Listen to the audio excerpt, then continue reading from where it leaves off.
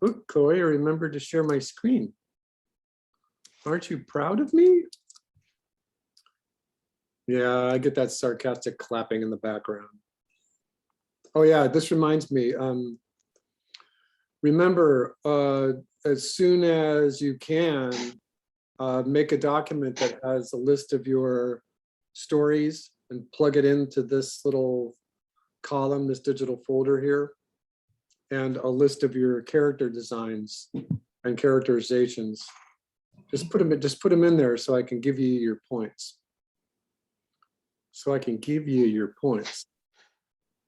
Are these Right. different stories than the one we have been? No.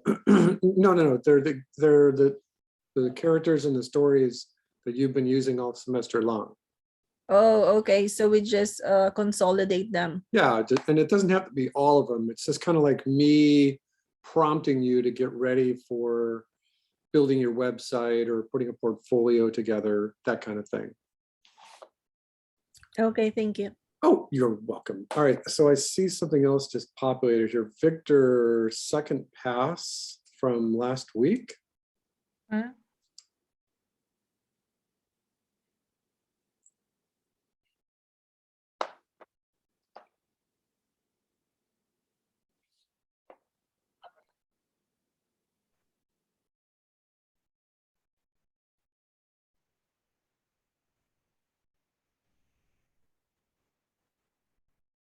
Ooh, this is getting long. Victor. Yes, I am here. Yeah, be careful. This could be, just by the way you've got it here, this could be 4 minutes, so be careful. Okay. So what is this? This was second pass? Yeah, this is the second pass. Oh, okay. Oh yeah, I think I saw this a little earlier. I think it looks good. I'd rather you keep the perspective in each shot, just because I want to know that it's there. I want to know that you're building things correctly. But it looks okay. All right.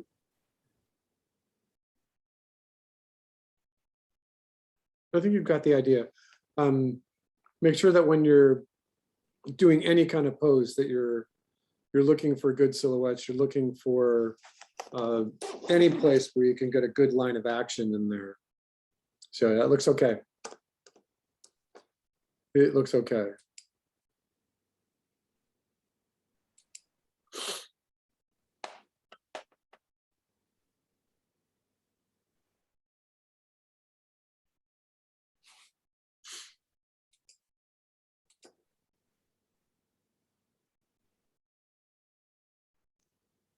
All right, let's get started here today.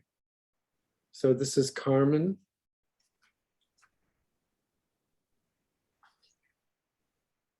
All right, so this should all be copied from weeks before. Yeah, it's the same.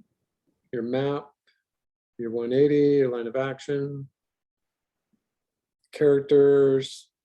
Okay, good. Establishing camera, character coming up into the shot.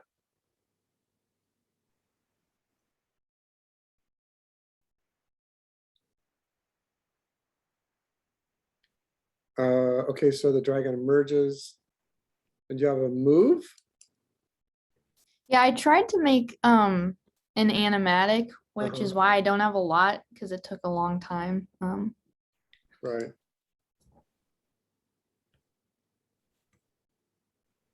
And also the aspect ratio is messed up, but it wouldn't let me Okay. like fix the cropping, which was weird. Oh yeah, that's weird. You've got like Yeah. Cinescope or something. How did you make this? I just like, how did I make it? You're I using, just put it in Final Cut Pro and it cropped it like that. yeah, you can manipulate your stage in Final Cut Pro. Yeah. It's not an application that I'm totally familiar with. I only know a little bit of it. Go into your settings, go into your project settings. Okay.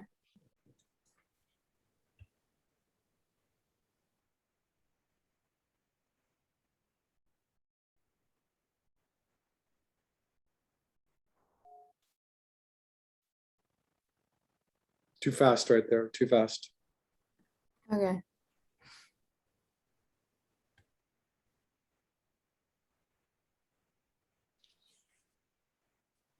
And he kills the dragon with a knife. Okay, so there's one thing that just kind of catches my eye, and that is that the dragon comes out of his lair and he approaches. I think that this interaction here is so close that you could have him blow out the torch with his breath.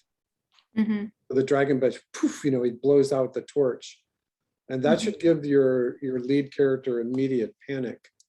You know, oh my God. If he wasn't scared before, now he's realizing that he should be terrified. Mhm. And then so that's a rough transition right there. Yeah. And I might have said it's too fast because you just kind of pushed your camera in a little bit, and then all of a sudden he's gone and he's hiding behind a rock. So that's a little rough right there. You have to think about it cinematically. Is he going to run away? Is he just going to take an anticipation and just disappear like cartoon characters can do? Or is it going to be more natural kind of movement? It's supposed to be a different character behind the rock. So say that again. It's not him. It's like a different person is Oh. watching from behind. the rock. So now you're in trouble because you didn't establish that for us. Yeah. So if there's a rock over here or over here where that third character is hiding, you should show that. Okay. And it's not like you have to be patently obvious, but unless that's him over there, it looks like that might be him over there. Yeah. Then I think that what you want to do is you want to make sure that in this shot, he's there in the middle, but that means he's over here. Mm-hmm. And just to be consistent. And does that character behind the rock and this character know each other? Kind of, but not really. Because one option would be is to go all the way back to the middle, and instead of having one character climbing up, you have two. Mm-hmm. And then the character here goes to the left and he goes straight to the lair. Okay. And then, so he's over here running behind the rock. And then it makes it really obvious. Dragon comes out, he gets confronted, this guy's over here. And so that's a zoom in, okay. And that Mhm. zoom in was too fast. Okay. So yeah, slow that down a little bit. So he pulls out his knife. So, and this shot's a little too far away. Mm-hmm. And I believe he's winding up to take his knife and throw it. Yeah. And I think that what you were thinking of is that this is the side view and the Mm-hmm. dragon's way over here. And that what you wanted to do is an actual 2D camera move, which you did. And I Yeah. think that's fine. You can do that. I would recommend though that these poses right here, all of these poses right here are a little stiff. Mm-hmm. I think the inner voice in your boards would be, he's panicked, he's worried, he's getting ready to throw his knife. He takes an anticipation to throw his knife. And he does throw the knife. And I think that you need to finish this now. Does that knife just wound him or does that actually kill the dragon? Okay. So that was a question for you. It just wounds him. Yeah, sorry. So then that's just the beginning of your story. You know? Mhm. So now these guys are like, uh-oh, we got to get out of here. You know, so Yeah. now the crisis happens. Okay. So I think you're starting this. It's good.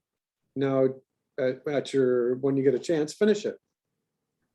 Okay. All right. Carmen, everybody put your fat flippers together for Thank Carmen. you. And thanks for the animatic.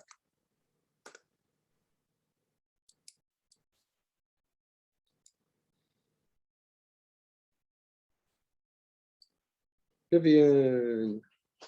All right, you got a script.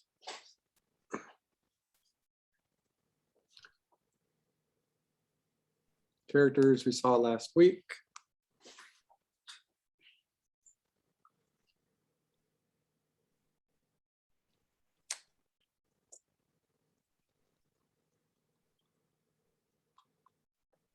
Okay, yeah, we saw this last week. All right.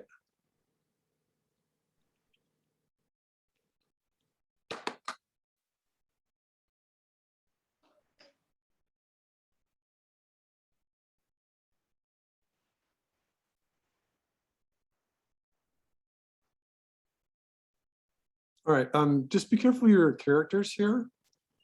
I'm not sure that you wanted them to be Lego shape. Vivian, Uh-huh. I think that back here, you have your characters, some sort of realistic human kind of shape, human kind of proportion, maybe, yeah, certainly as a cartoon head, right? But was your intention really here to have these characters be Lego proportions?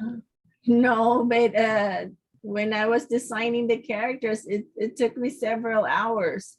So if I'm gonna work on the storyboard and have those same one, then yeah, it would take me even longer. I'm not even done with this. I'm only able to do 10 panels. Right. Well, at least get them in the right proportions for the rough. Okay. All right, and so this is the beginning of your story. So what happens here? This is just the beginning of the story, right? Yeah, so they found that they went to the Aramean camp, and then they found that nobody was there, and then the horse were grazing by themselves. Uh-huh. Yeah, and it's not done yet. Okay. I'm worried that you are like I just want to ask a question. How long did it take you to draw this panel? That one, well, I had to look up for reference, Yes. so maybe like more than half an hour. Okay, that's not too bad. I have to look for reference for everything because I don't know how to draw them without one. Right. That's true. So I think that now you want to get in there and finish the story. Okay, yeah. All right. Can I see some wet flat flippers for Vivian, please?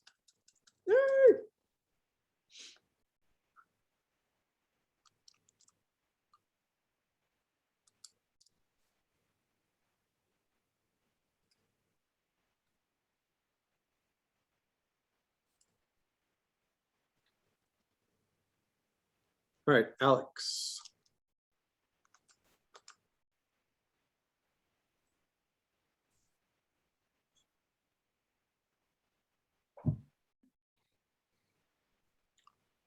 So the character's rotating or the camera?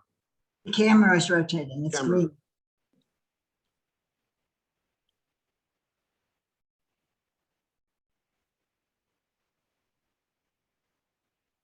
All right, this is the door. Okay, so, Oops, it should be purple, not green, Okay. because, yeah, that's a mistake. okay, Because the doorknob moves, not the camera. okay.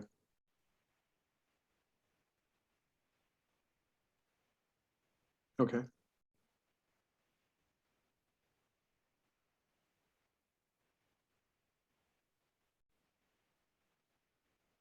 All right, so the woman with the children is having her birthday party. No, But it's the- it's Rosa's birthday party. So it's the woman without children. Yeah, okay, I have to start taking notes. Yeah, I need to fix that, Okay. make that clear.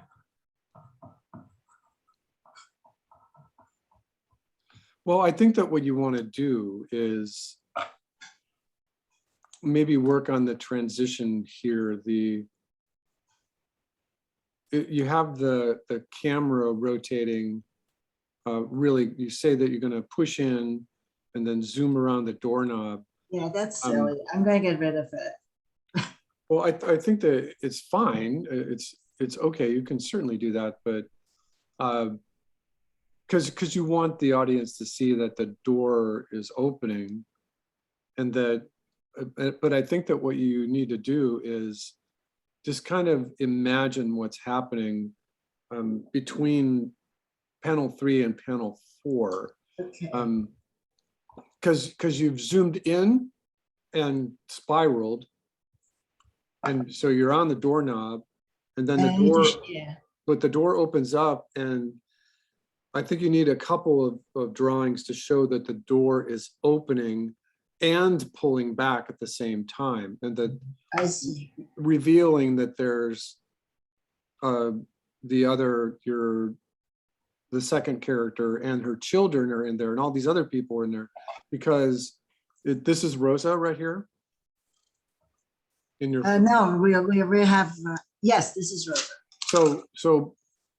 so where is Rosa in panel 4? That's what I'm saying. She is the viewpoint. She should. Well, I know. Should we should see her head. Well, or her shoulder. You know, there's So if you scroll down one, what's there? Yeah, Yeah. okay, yes. So I think one way to Yeah. handle this would be is to either take your board. It needs to be an over the shoulder thing. Yeah, you can do it. You can do it so that you see her head Yeah, her no, neck. that one's, yeah, and her shoulder, and this is all in silhouette. And then you have the door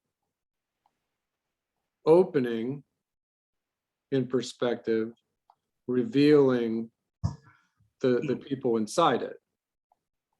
Right? I mean, that is one way to do it.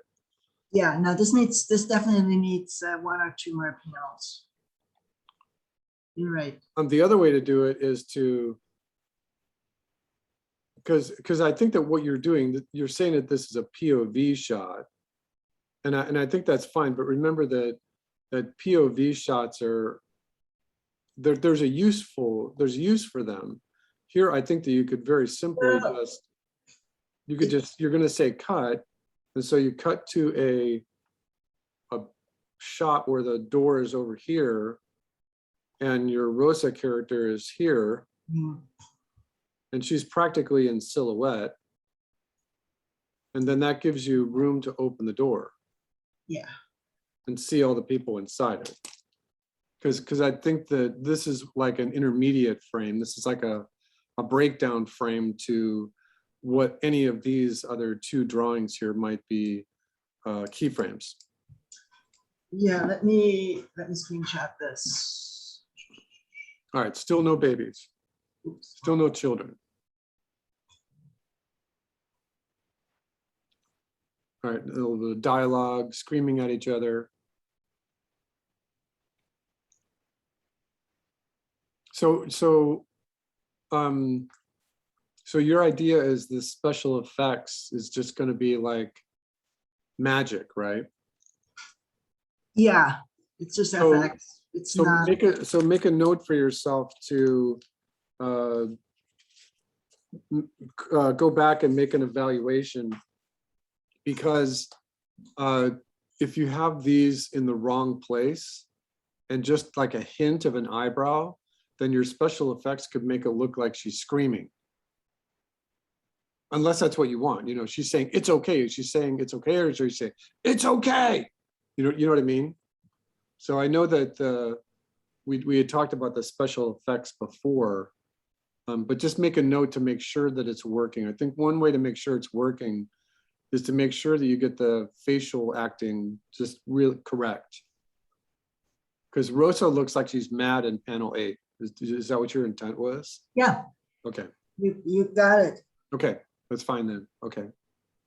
All right, and then they're leaning in, so that's fine too. Okay. Okay. All right, and then so is it Rosa's birthday party? It needs to say Rosa. I need to fix that. All right, Yeah. is she leaving her own party Yes, then? she's leaving her party. Okay, That is valid. okay. Okay. All right, so, so what is this green thing here? The green thing is a bush. The bush. All right, so looks like she's gonna eat the bush. No, she's hiding behind the bush. Oh, she's hiding behind the bush. But you have her mouth open here and you make it so in panel 16, it looks like she's eating the bush. I can make the bush smaller.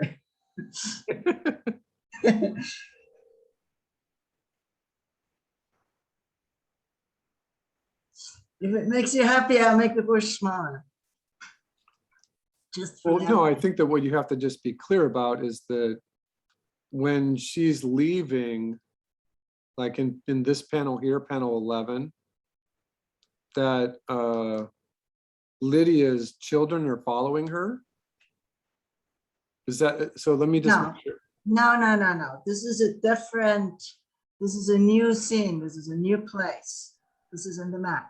This is a different location. This is the next day. All right, so so you could fade to black and fade up. Okay. We So can it's do not just that. a cut. If you want to show a passing of time, Yeah, and the typical cinema is to fade to black. If you want it to be the next day, then let it be 4 or 5 seconds and then fade up. All right, so these children are just random children? yes. Okay, So, and she eats them.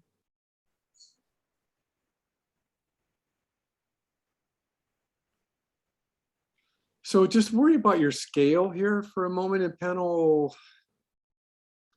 yeah, this is, So I'm taking that as animator's freedom. I need to show it. I don't know. well, no, I think you can do that, but just remember, like in panel 10, the children here are about 1/5 of the size of Lydia. Right. Well, they're varying sizes. No, I know that, but they're generally they're 1/5 to smaller. Yeah. But in panel So 12, these children are too big. but in panel 12, because of the rules of perspective, if you were to draw the vanishing points from the top of Rosa's head Yeah, to the vanishing point to the right, yeah, they're too they would big. be almost equal in her size. So Yeah. I think you need to be careful there. Eh, And saying the same thing, so the continuity follows that in panel 13, they're Yeah, the same yeah. size. Yeah, I'm gonna But fix then that. now she's screaming in panel 15, and by the time they get a little closer, the scale changes. So now they're back to the 1/5 size that we saw in panel 10. Hmm. And now they're the same thing in panel 17. They're the same size. They're 1/5 the size of her. So when you get to panel 18, now they're the size of a Snickers bar, you know. So I think you need to do some animation magic there where, you know, she's not going to bite them and kill them and chew their bones. She's just going to suck them into her soul. Well, her head just gets big for that particular purpose. So you can do that. You can certainly do that. How do I That's why- show that? But you need to show it.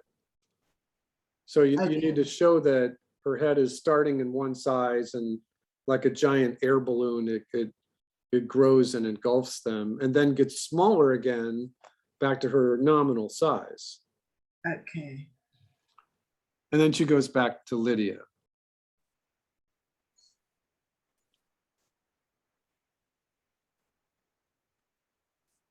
Well, now it's Lydia's birthday party. Okay. So this No, time- wait, say that again. No, it's So now Lydia's, yeah, no, it's Lydia's birthday party. So now you have so we should, another passage of time, but yeah, this one you might need what's called a, what's it called?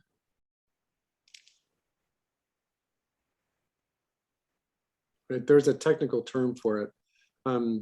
You would need another story panel here that just says 1 year later or 6 months later or something like that. yeah.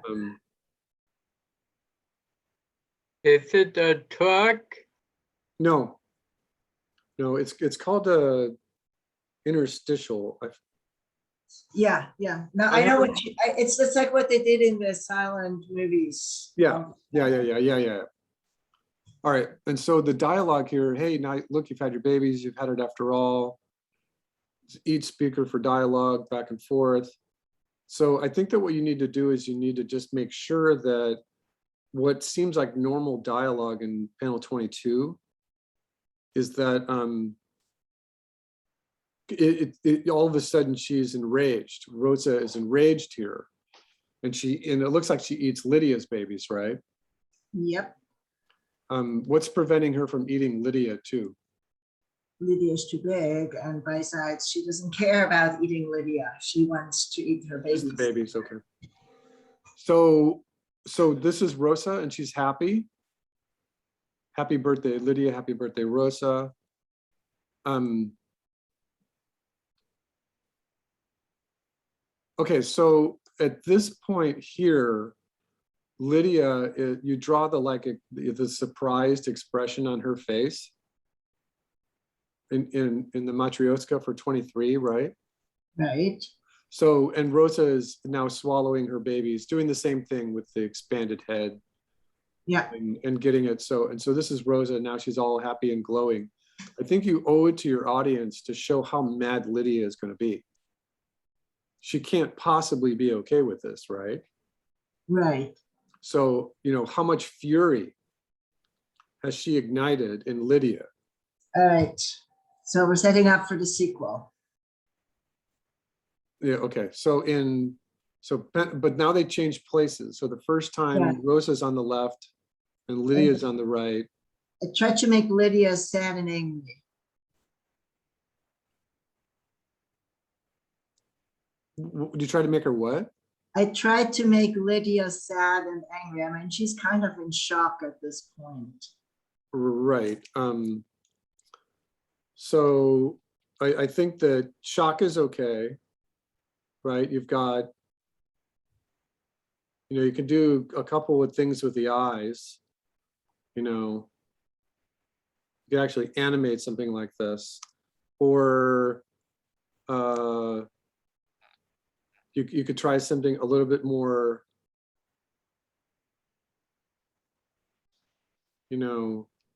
Warner Brothers looking. It's like, what the heck has happened? She's so much in shock that she's not reacting yet, right?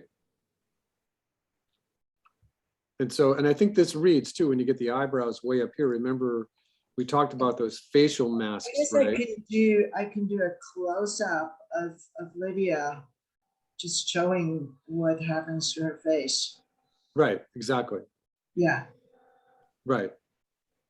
And so, and if you do this, if you're happy with this, and you get like an extreme close-up on her face and your audience can see the eyebrows just coming into the screen, and then you cut to this, so this would be 27B, and then 28, and then you cut back and do the same thing where now you kind of copy the same pose, right? And now she's like, draw the eyebrows straight across. You kind of have to look in the mirror. How do you want this to, Mhm. how do you want this to read? And then you have to just be really careful with the transition here, because if you want it to be the sequel or what have you, then just kind of think about what's happening with the rage, what's happening with her inner voice. And so, the eyebrows are up, now they're flat, and then now they're kind of scowling. And this is up to you. And how far do you want to study that declination of the eyebrows? How enraged, right? And I'm doing this intentionally just to feel what it's like to have her just like, "Arr," and you can do a camera shake. There's all kinds of things that you can do in this close-up here. All right, you got that idea? Yep. All right, let me clear this? This is due tomorrow night, right? It's, what? This is due tomorrow night for the revised version? Yeah, I think I made it Saturday or something. I thought it said Thursday. But you're on a good path, you're on a good track. It's an interesting story. Keep going, have fun with it. Yeah, I want to add those panels. I think it will make it better and it will be Yeah. Okay, can I see some hands for Alex, please? thank you. Yay!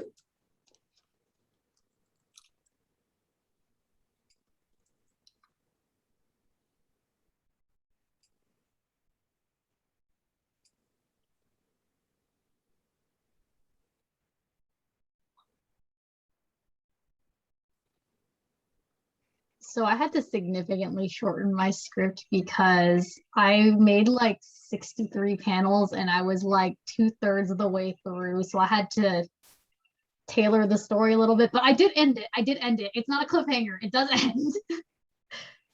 Well, I think that it's going to take a wrath of the gods to change my position on a cliffhanger. And I kind of thought about this, before I go into this. I think that when I was watching WandaVision, Mhm. they don't care about the cliffhanger. They don't care about following through from one episode to the other. And I think that one of my big critiques about that was that they also knew that the audience was going to be the Marvel audience, and that the Marvel audience was expecting certain things, and that almost pissed me off more than just a cliffhanger thing. It's like, you can't expect an audience to know things that they haven't seen. That's absolutely incorrect. And it's probably one of the reasons why I would never revisit any other episodes or seasons of WandaVision, because not only that ending pissed me off, it's just the transitions were chunky at best. I didn't watch WandaVision, so I have no idea. The ending is terrible. I hated the ending. But then I was thinking about other things that I've seen, like the Peaky Blinders, and they have a big continuity. What happens in one episode, they replay it a little bit and they get you into the next, and it's like watching a 18-hour movie. Now, I know the Peaky Blinders is done very great. It's brutal. It's semi-biographical. There's no cliffhangers in there anywhere. When they end the season, that's the end of the story. When they pick up a new season, there's a new villain or a new challenge that they're trying to do. And that does carry over through a couple episodes, so that an hour for 1 week may not have the most perfect ending, but you do have the little camel. You do have the rising action, falling action, rising action, falling action, that you see very clearly in episodic television. Go look at the Roadrunner. You see every little gag that he does has the up and down, the rising action, falling action, rising. So there's little mini vignettes, like all tied together. The high school that I'm teaching at just had their play, and I saw it last weekend, and there's no plot to this play. There's an intermission in the middle, but it's just like 40 vignettes all just crammed together. And some of the vignettes are just like, hey, I thought we were going to dinner. Well, you don't love me anymore. That's the whole shot. It's like, and it's just up like a bunch of little cartoons, right?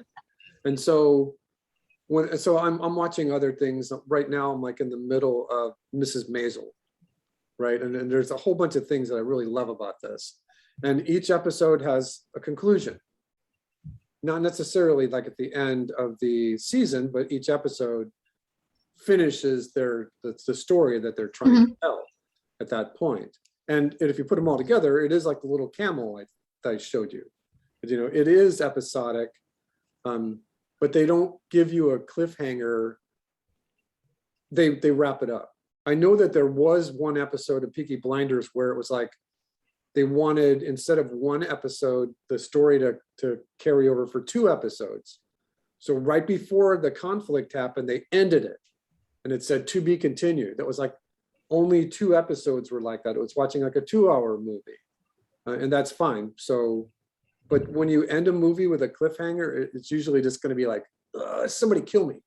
Just kill me. And I know that in film school, you can argue with your instructor about what the good things about a cliffhanger are.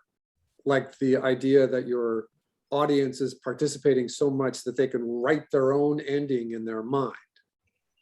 You know, it's like, and I say that kind of snarky because you're giving your audience a wide breadth. You're giving them a huge nod to their ability to invent the story that's in their mind. Because if you're not going to do a cliffhanger and have 2 people at the OK Corral and they pull their guns at each other and they're doing 10 paces and you just go bam, bam. You have these 2 guns shooting and then you end it right there. You know, you would have mayhem on your hands. The audience would find out where your house is and they would bury you in your backyard. I don't think that you want the audience to put too much of their participation into the story. Yes, they are there. The audience is a big part of it, absolutely, but you can't give everything to them. Do you know who Todd Rundgren is? He's a don't think so. musician from the 70s. He was fairly popular right during the Summer of Love, Beach Boys, Beatles, Elvis, and then comes Todd Rundgren to kind of bring more of the rock and roll between the Beatles and Genesis and Pink Floyd and Black Sabbath. And his music was very experimental.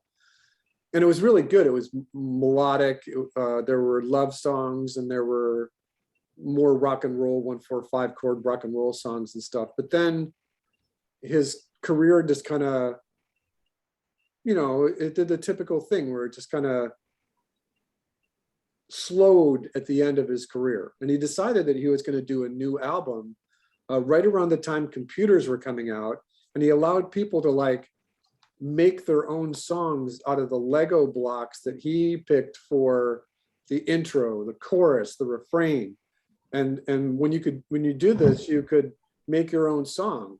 And he stopped immediately because every single one of the audience members putting the songs together was terrible. He was like, oh my God, I didn't think that this was going to be so terrible. And he just stopped it. This is terrible. I'm not doing this again. And you could just imagine Spielberg saying, oh, let's put this out to the audience in the world. How do you want the next movie to end? And I think he might be just a little smart to stop that. And anyway, rewriting your script always happens. But yeah, don't do a cliffhanger on me. No, I didn't mean to. Not don't this have time. a You've yelled weapon. at me for it before. Oh, I do have a weapon. Oh, great. Want to Is see it my the weapon? goat? It's Not a the goat, is it? pencil. What is that? It's a pencil. Oh,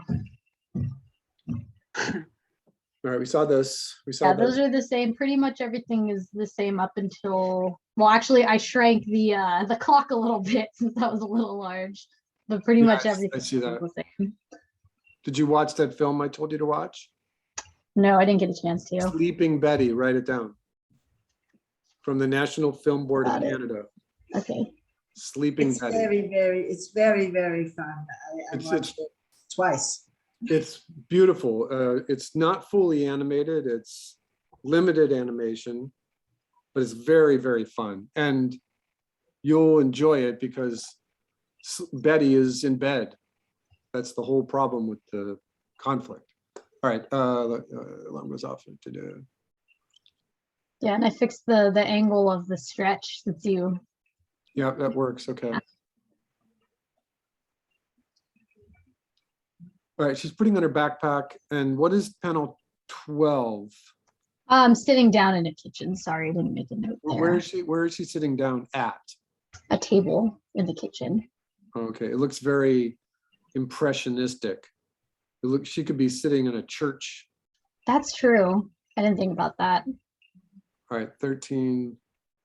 All right, she's got a jalapeno for breakfast. What is that? Burnt toast. So I guess the Piece of jalapeno is not burnt too toast. far Okay, off. it looks like a jalapeno.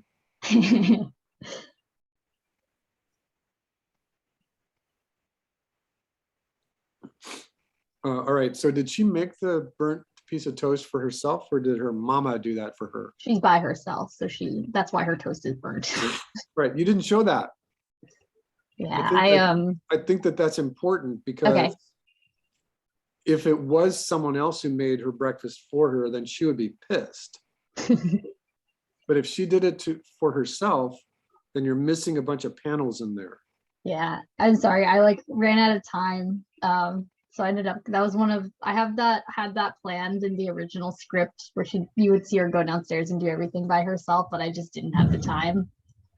And remember that there's a whole bunch of different ways where you can take bread and turn it into toast. Mhm.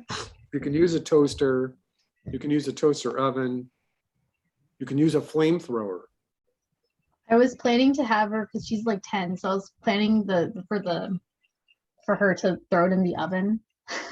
Right, right. You Instead could of do doing that. it properly. Yeah, you could do that, or, you know, she could see that on the counter is her dad's brand new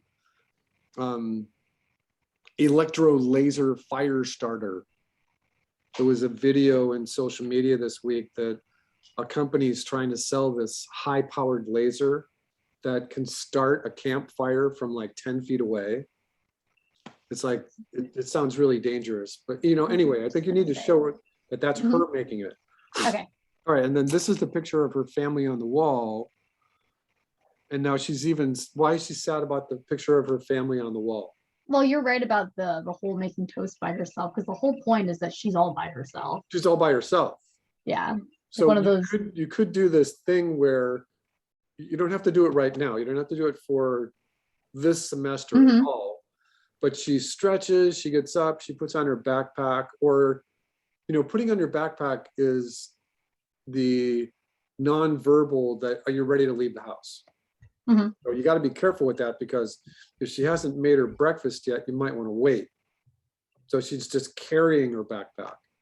And between panel 10 and 11, you see her coming down the hallway and looking and seeing that her mom and dad's room is empty, her sister's room is empty, and the dog has just left the dog door, you know, or whatever. So she is all alone. There's a spider and it crawls up into the hole. I like that. You know, just to give the idea that she has to take care of herself. Mhm. And that the picture of the family on the wall now has more resonance. It has a little bit more meaning to her. Yeah, I had that was one of the, probably not looking back on it, I probably should have asked you, because I wanted to have like the sequence, like a sequence in the beginning where she's all by herself, but I didn't. I figured I could cut it because I didn't have time, but then now as you're talking about it, it makes more sense. I probably should have kept that. Maybe I could have cut something else. All right, and then she's at school. But now in panel 24, you say, hey, look, everyone. So this is what you're saying to your audience, right? Mhm. Look, I have my main character. What's her name? Emily. Emily. So I think Emily means beauty in the Name Your Baby book. Does So it? I have no idea. Well, look it up. I named her after Emily Dickinson since I read the poem and then was No, I inspired know to that. make this. Just look it up. Whenever you name a Okay. character, you know, you should always look it up. I think William means fierce warrior. And I'm like, I'm not a fierce warrior. I'm going to be Billy. So anyway, you say you have conflicting things here, because Mhm. you say in your screen direction that she's all alone, but she's not. You got all these characters around her. You say that she's alone on the bus, and this almost works. Mhm. And I think that the camera's just a little too far away to show that she's alone in the classroom. So I think you need to pick a different visual. Okay, sounds Because good. by panel 28, she's alone on the bus. Okay. So this works, that she's sitting by herself, or that you compose a shot that has her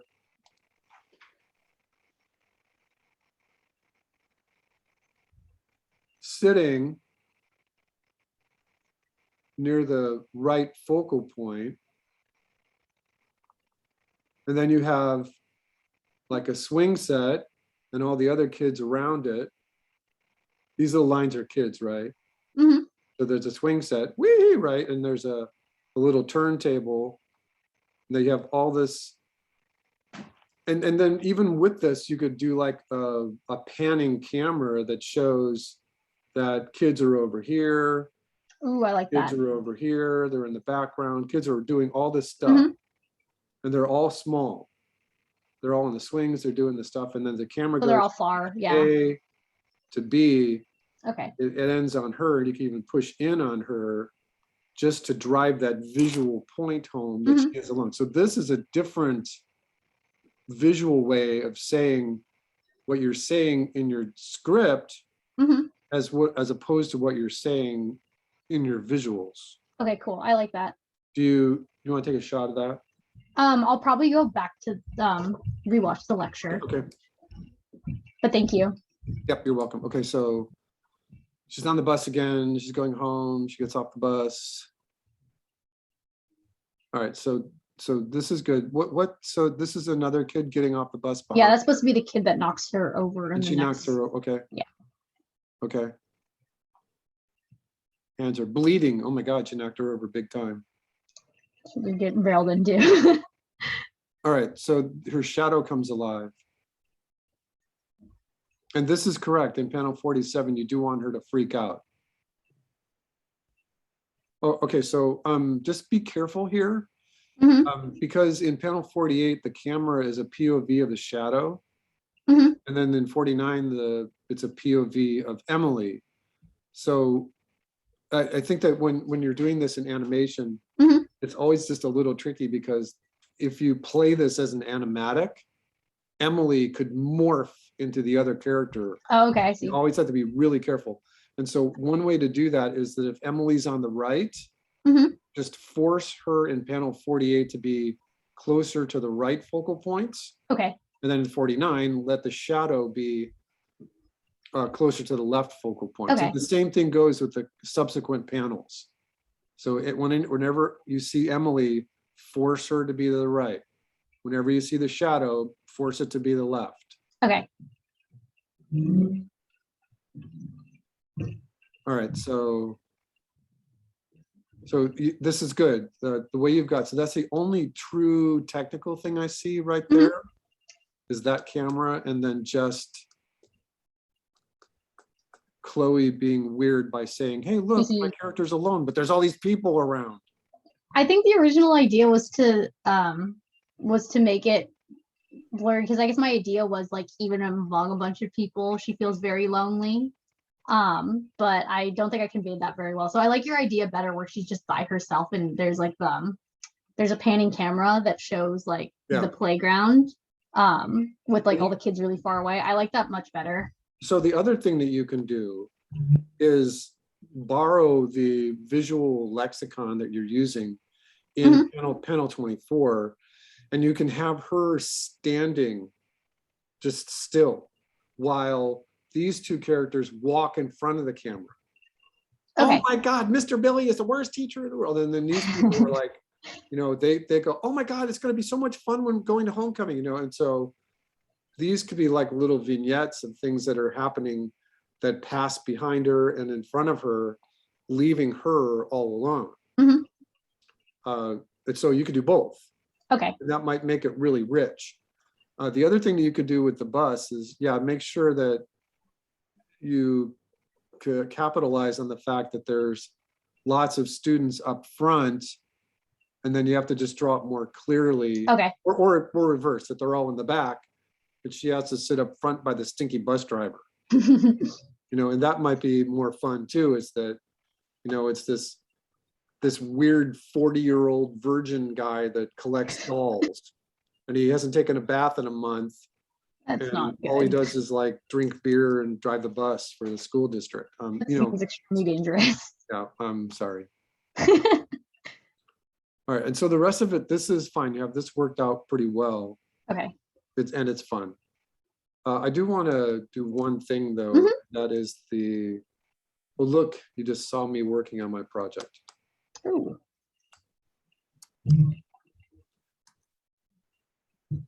Yeah, this one was fun. I wish if I had another week, I could probably add No, like I told you another. that that's okay.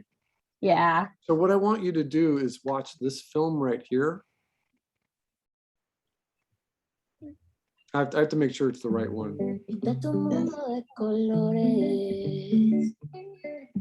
I'll paste this in the chat.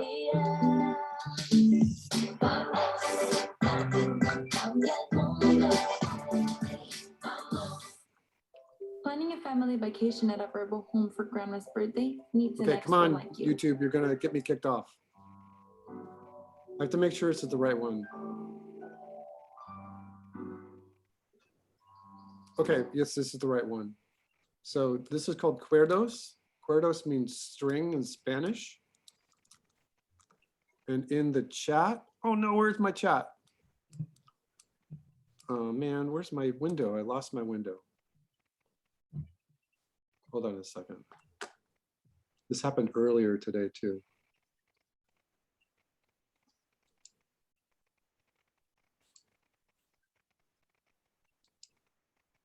Yep. I don't know how to do this. Bring all the front.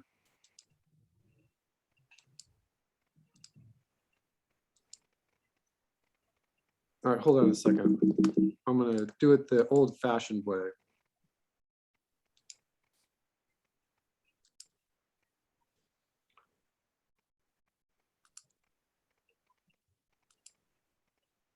Here, it's in the chat. It's called cuerdos. It's the opposite of your story. Okay. Oh, and I just did it again. I think it might be a glitch in the performance of Zoom.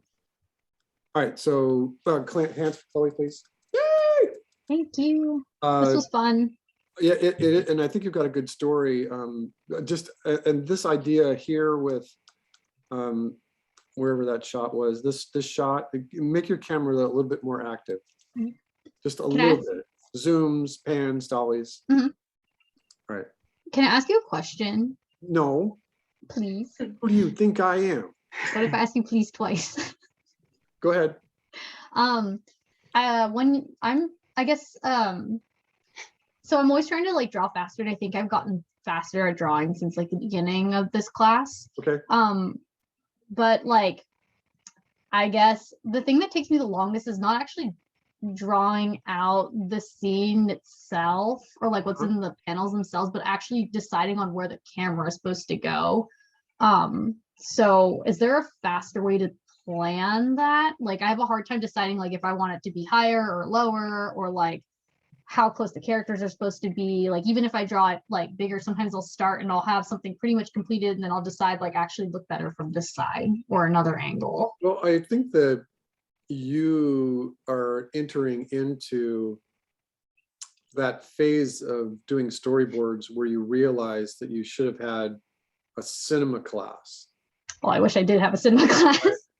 Or that you would have had all 4 of your animation classes before you take this class. Mm-hmm. It's one of those weird things where how do you animate a shot without a storyboard? Mm-hmm. How do you do a storyboard without experience in animation? It's like you have to do both. So you're entering into that phase where you realize you need a little bit more experience. My take on this is study your map a little bit more. Okay. For each particular scene, draw your 180, think about where and this might help more than anything. This might help everyone in the class, is that you've got 4 or 5 different scenes here.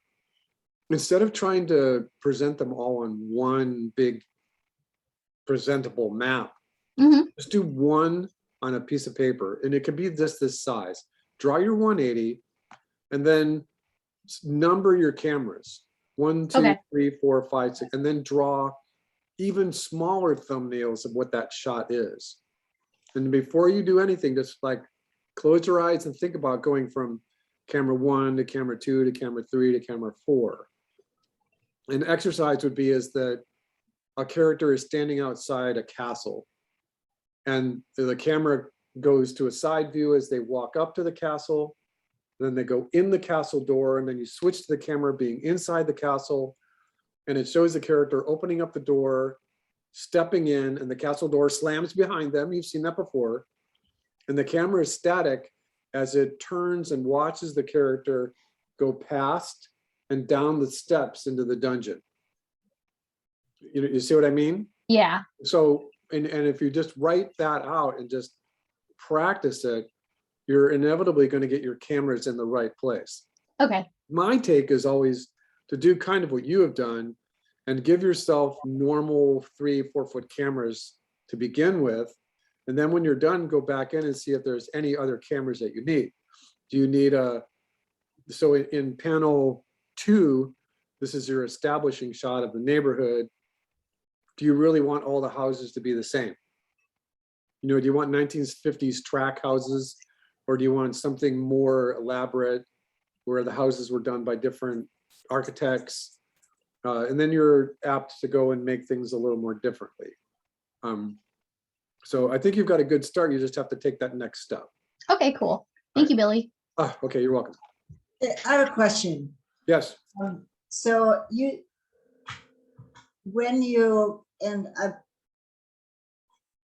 is it just a pain in the ass to make changes to these things, or is there a methodology to make it easier? To changing what? Well, so Chloe draws on paper. I do it digitally. Both ways. If you need to add panels, like I need to. If I wanted to make an animatic of mine, I needed twice as many panels. But even just adding a few, you have to remember everything. You have to. No, I think that what you do. So what's the methodology to make that practical? Because when you're working with a team, you're going to change these things 20 times before it's approved. And so what happens is that they're going to pay attention to the sequencing first. And remember that I'm always somewhat hesitant to use that term for you, because I don't want you all getting distracted about what sequence actually means. Remember that just when you think of sequence, think of 2 different things: the dancing sequence or the singing sequence, or the traveling to Africa sequence, right? But then for us here, the way you're sequencing your panels is important too. So there's 2 different interpretations of sequencing. So like sequencing right here is the film. So this is the entire film. You've got 4 sequences in the film. But here, you don't want to write sequence 1 above everything. You just know that you're concentrating on panel number 18, panel number 17, panel number 18. And then when you come over here to a new sheet of paper, just go 18A, Okay. or you go back here and you put 18A here, and then this goes to 18B, and then 18C, and then 18D, however many you need. And remember that this is a first push at it. When you're getting ready to do your first animatic, and imagine that you're handing this piece of paper off to somebody that has never seen your story before. So then you just have your panel numbers, and you have the duration, you have your slug.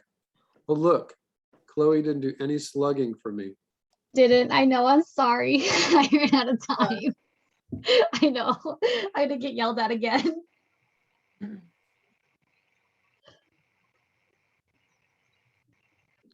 So and then you have your slug.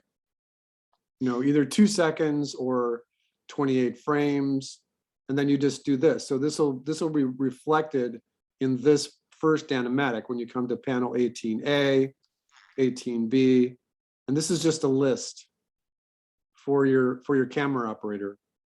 And it could be 2 columns, it could be just multiple pages, but this drives your animatic.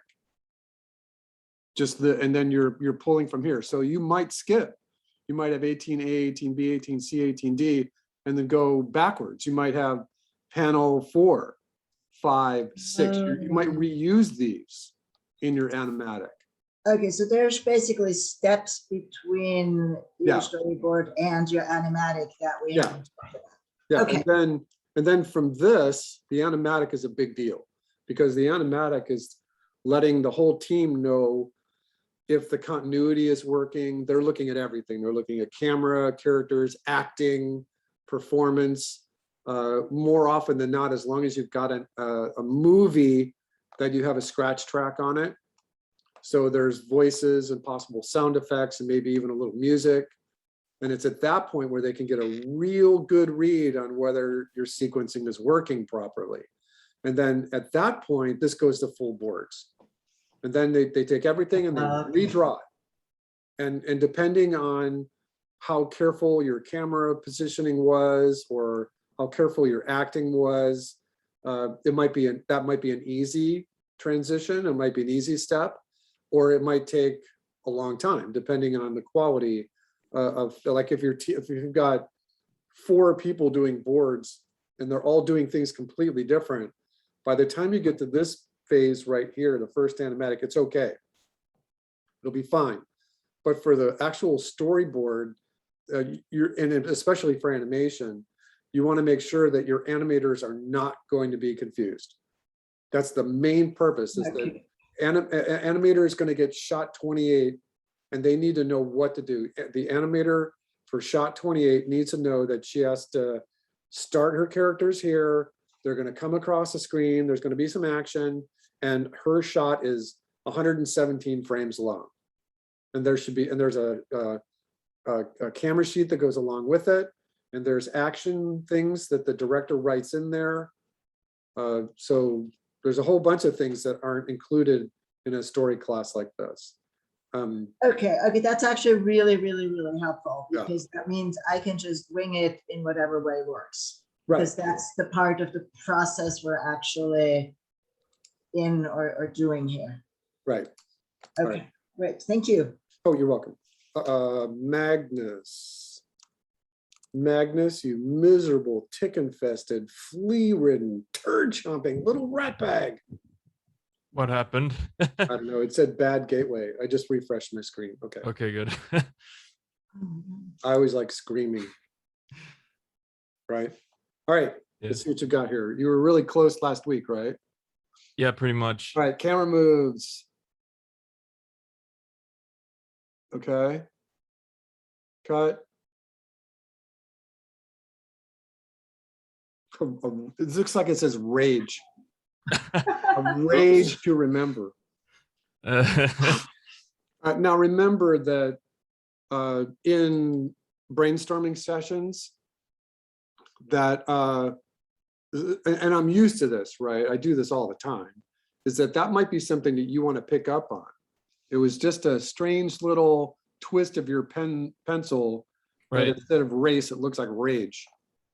All you need is one little hook and you've changed the title of your movie, which kind of makes sense, right? And you might want to consider that. And I just did this 3 weeks ago, that we were sitting in the ceramics lab at the high school. And all of a sudden, did I tell you this story?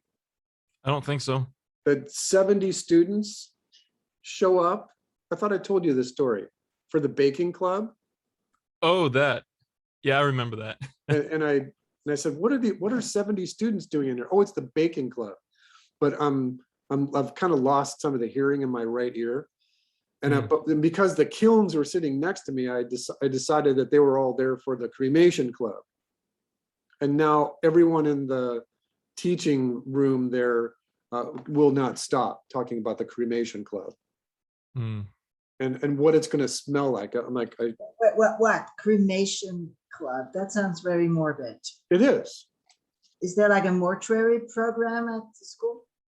No, I was just being silly. And my brother had just died. I thought I told you this story. No, but I've had people dying on me all year, so I'm kind of confused by. Well, my brother was living in Houston, and my other brother survived, was taking care of all the arrangements. I still haven't had a chance to go out there. But the brother who's still living was taken aback because in Texas, you have to wait 3 weeks or something like that before you can either bury the body or cremate it. It's like this weird waiting period. And it's a law. You just have to wait. And he was like screaming at me. I'm like, you know what? I really don't need to be screamed at about this. This is your stupid state. You either deal with it or you move away. And I think it was just the impetus of that conversation about waiting for my brother to be cremated and what they were going to do with the remains. And then all of a sudden I'm in the ceramics lab with these kilns. And I said, well, I could cremate him right here. I could save you the $5,000 and just do it right here. It might be a little smelly, but it'll just do it for you. And now you know just how crazy your storyboard teacher is. All right, Magnus, sorry. No, it helps. I had conversations like that with my kids. And stuff comes to you because it's free association, or your mind starts thinking and all of a sudden you have no filters, you know. All right, so yeah, so you just kind of. Maybe I might do my final about the story about dead people. Yeah, Magnus, in panel 6, this pose is really rough. Yeah. In my notes, it's like every single character that you draw needs to have a what? Line of action. Line of action, comma, God damn it. So, and I think that once you do that, this kind of pose will be improved, right? Right. All right, so, and this is kind of weird that the announcer, so what's he doing? He's let the race begin? Yes. Oh, all right, so he's not actually starting the race, he's just let the festivities begin. All right. Yeah. All right, so this is okay, yes. And your antagonist is being a jerk, okay, okay, okay. I don't know why your antagonist is mad. Why is He's in mad. panel He's mad because he smiled and he's not really supposed to smile according to himself. Like he got soft and he got angry that he got soft. Okay, but it could be that he is happy that he made the other guy mad. You know what I mean? He's more impressed at the fact that he's standing up for himself, the other guy, Yeah. and he got angry that his intimidation didn't work. Or something like that. So that's a hard thing to read. You might want to make a note for yourself that, at least in my perception, the reaction in panel 13 might be a little weird. You know, if he's going to be happy and angry and then surprised that this character is right. So you have surprise in panel 12. Yeah. You might want to skip panel 13 altogether. Just put your hand over it. Put your hand over the screen. It's like he goes from happy, angry, happy to angry to surprised and then to furious. So you see what happens when you remove panel 13 altogether? Yeah. So just hold this surprise pose for panel 13 and see if it reads better. That's my intuition. Okay. All right, cut. And now you're doing a 180. All right, car start up. Yep, okay, good. Okay, yep. Okay. And they both feel out. Okay, so, you know, remember from last week, it was yellow, yellow, yellow, green, red. Oh, and red at the bottom. Just in case there's a false start. Yeah, it's true. I don't know why I didn't put you that borrowed this, so borrow it correctly. there. All right, they take off. All right, they're going. Okay, yep. All right, they go through the spider web time portal. Yeah, it does kind of look like that. And then they come through the other side. Yeah. Okay, and we're not quite sure which one has crashed. Oh, Marcus did, because he's always on the On the left. Marcus. Okay. Yeah, he's always on the left. All right, so and then your antagonist stops. Okay, good. And then okay. So this is okay. because he stops, we figure that he might go help the Right. other guy, make sure he's okay. And so this is good. I like this. Camera moves, perspective. I know that these shots had the perspective grid in it. Yeah. Yeah. Just Just didn't don't put be them back afraid up. to leave those in there. Okay. Just leave your perspective grid in your shots as long as you can. Because it's a tool.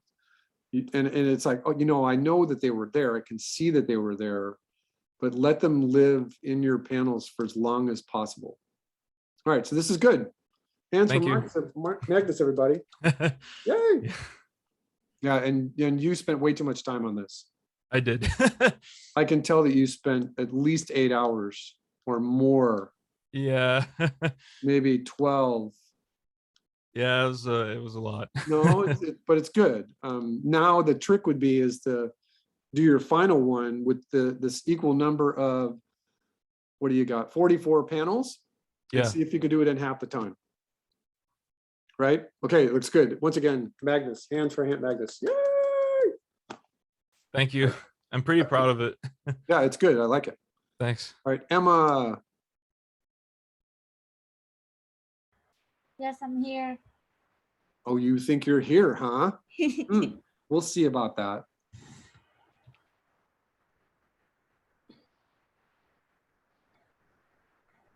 Okay.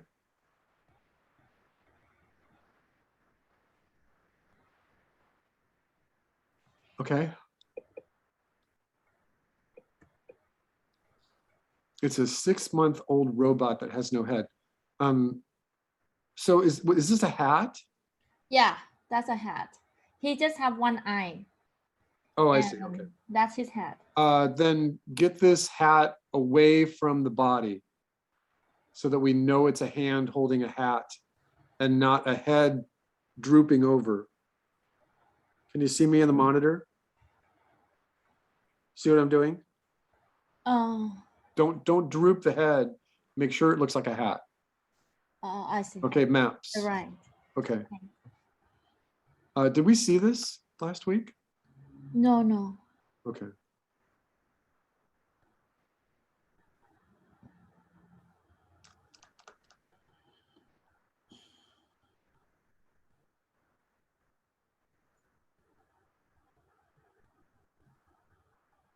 Okay.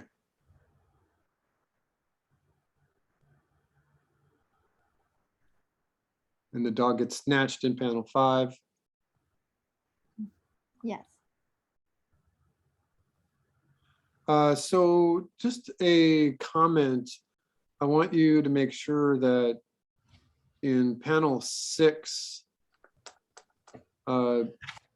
there's a young girl or a Sam. Is Sam a girl? Sam is a boy. Sam is a boy. So Sam and Anna, the 60-year-old lady, both have glasses. And so it can be just a little confusing to your story team about, so is this the girl or the boy running here? And then the old lady in panel 7? Or is this the same character? Number 6 and 7 is Sam. Okay. The ladies from number 8 actually. All right. So I think you have to establish where the lady comes from. Because in panel 7, Sam looks like your old lady. You see that? Yeah, I think So, and you don't want to be too confusing here. And so you establish that the old lady has come out in panel 8. I think you need a couple extra panels to show where the old lady comes from. And the same thing with the robot. In panel number 9, all of a sudden the robot just appears. And then in panel 10, all of a sudden there's 2 characters chasing each other on one side of the sidewalk and 2 characters chasing each other on the other side. So it's actually, I have just a quick comment because on my established panel number 1, I just put 4 of them in the panel. I don't think I heard all your words. I see. I mean, like on my established short Number one, I put 4 of them in the scene. So Sam and the dog on the left hand side, and the Okay. lady and the robot on the right hand side. Okay, okay. I think that the dog that's in panel 2 is right here where my mouse is. Yeah. I think that it's so small. I think you just need to make sure that you have panel 1B that shows which direction your characters are moving. Yeah. All right, and so this character right here is the bad guy. No, the thing is, like, I didn't put the bad guy in the first shot. Okay, but the dog is walking towards the camera, right? Yeah. And then the camera cuts to the side view, and then we assume that the dog is continuing walking up the sidewalk. So this character right here is actually this character I see. with the ice cream. Yeah. And so I think you need to establish that just a little better, because Sam, I don't know where Sam is yet. So I think you just have to be clear with your maps and where your cameras are.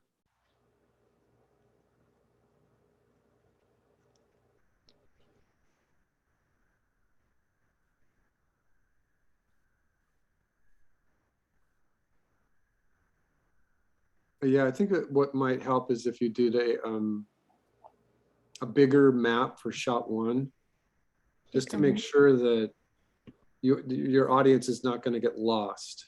Yeah. All right, and then this is a cut. So you go from shot 1 to shot 2. So where are they now? We're in shot panel 11. Where's your story? Where are they? They follow the bad guy and come to the field. So So these they are- hide before the big leaves, and they see the house on top of the tree. He's got a tree house. Yeah.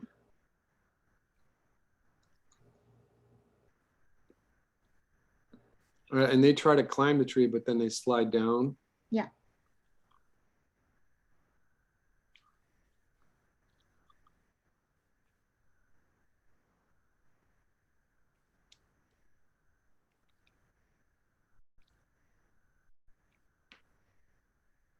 All right, is this your bad guy? Yes, 34. correct. That's a bad guy inside of the house.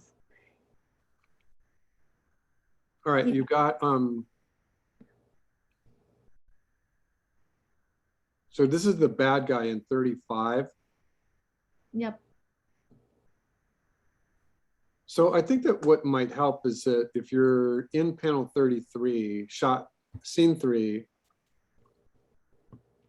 shot 3, whatever you're calling it, that he's responding to this drumming loudly that's happening. But I think that in this panel 33, you need to establish that maybe there's 3 puppies and 4 cats that he's stolen. Yeah. So he's not just a bad guy, he's an evil guy. Right, Sure. and then, so he climbs down and confronts Sam. And then so that means that the old lady and the robot can climb up the ladder, okay. Be careful with this 41. It's hard to see whether your camera is a bird's eye view or a normal camera. In panel 41 and 40, is your camera on the ground or is it up in the sky? I think it's on top. It's Oh. yeah. Yeah, so you need a grid, you need a perspective grid so that it's not confusing. All right, so with my idea then, if your old lady and the robot, oh, I'm sorry, if Sam and the robot rescue the puppy in panel 42 and run away, right? Yes.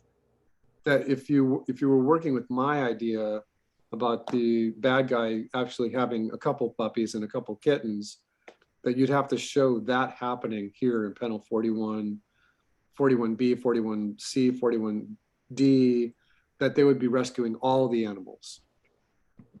Right? Yeah. All right, and I think that the main distraction here in panel 37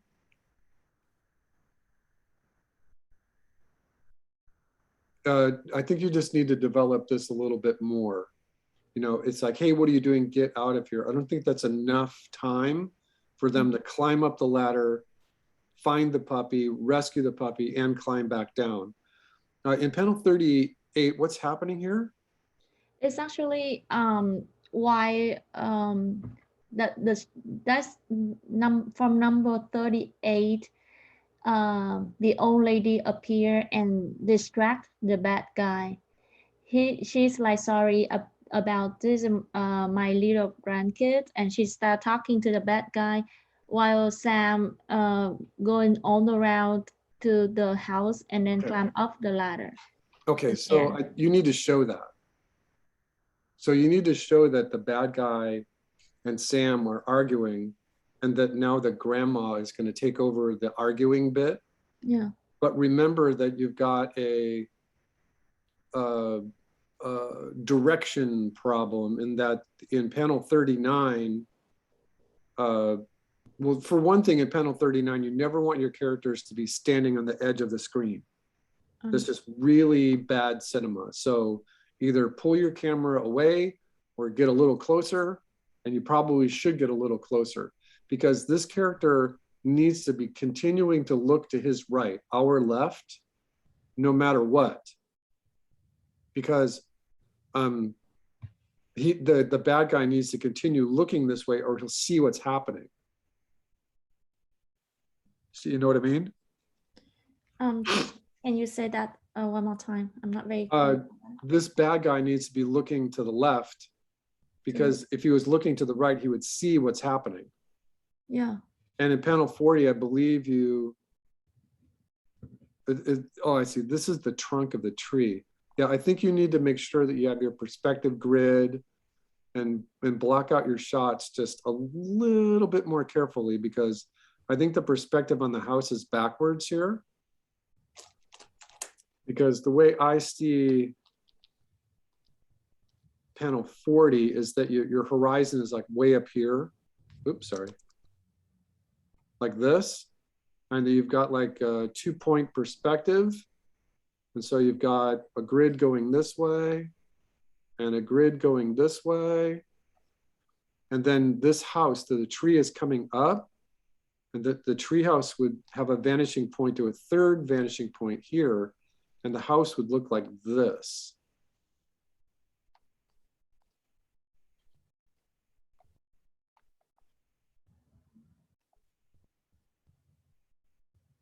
You see the house now? Yeah. I think that would help clear it up. And then you could even make this more obvious, that you would see more of the trunk of the tree. You'd see the ladder. And that would help just with the arrangement of the shot, because these characters here would be standing like this. These characters would be going up here. And in order to show everything, then you'd have a panel that's about this big, something like that. So do you see the difference between the panel that you drew and the panel that I drew here? Yep. So, and this has got a lot. You could even draw the cityscape back here, right? You could even draw the houses, the trees or whatever. And then if you wanted to show this action, then you could just very simply push in to reveal the action. All right, you want to take a screenshot of that? I already did. Okay. All right, and then, so is this a top view of them having a party? Yeah, they Right, do. so They you help did each other. not, so you didn't leave room between your storyboard panels to give yourself screen direction. Screen door. And if you wanted to have dialogue, you didn't leave enough room for that either. So more room around your story panels, please. And I think you should be careful at this point of making sure that you're staying 16 by 9, and that 16 by 9 is just always get it in your head. You know, it is this ratio, right? And some of these are not the best. This is a good one because it has lots of room around the story panels, but that ratio is the right ratio. That is correct for 16 by 9. And just because you typed in 16 by 9 story ratio doesn't mean that all of these are going to be right. So you have to be careful because some of them are wrong. Like this one is wrong. This is like Academy ratio. So you have to train your eyes to see which ones are correct. This one looks correct. So if I do that and I go back here, oh, I'm sorry, I'm in the wrong tab. So you can see the difference? Yeah. See this story panel and then the one you've got. So you need more room around there. And I think that each one of these needs a sense of perspective so that you're not getting lost in background, midground, and foreground elements. Your story's working, that's great. Your drawings are okay, but I think that they could be better with using the right ratio and always making sure that you have a perspective grid in each shot. Make sure that your characters are never standing on the edge of the screen. It's like the number one no. All right? Yeah. Can I see some hands for Emma, please? Yay! Thank you. All right, let's take a 15-minute break. Everyone gets a break except Alex because he's been evil. I have a quick question. Yes. Billy, can you advise me how to establish, how to introduce Anna and the robot in the beginning of the story? So, I think you're on the right track here. And I think that what you need to do is just establish visually that who's this character right here?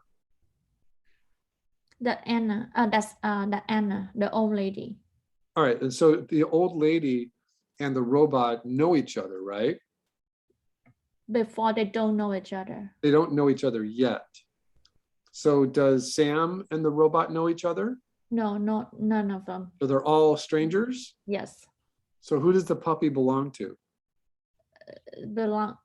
I didn't mention that in my story.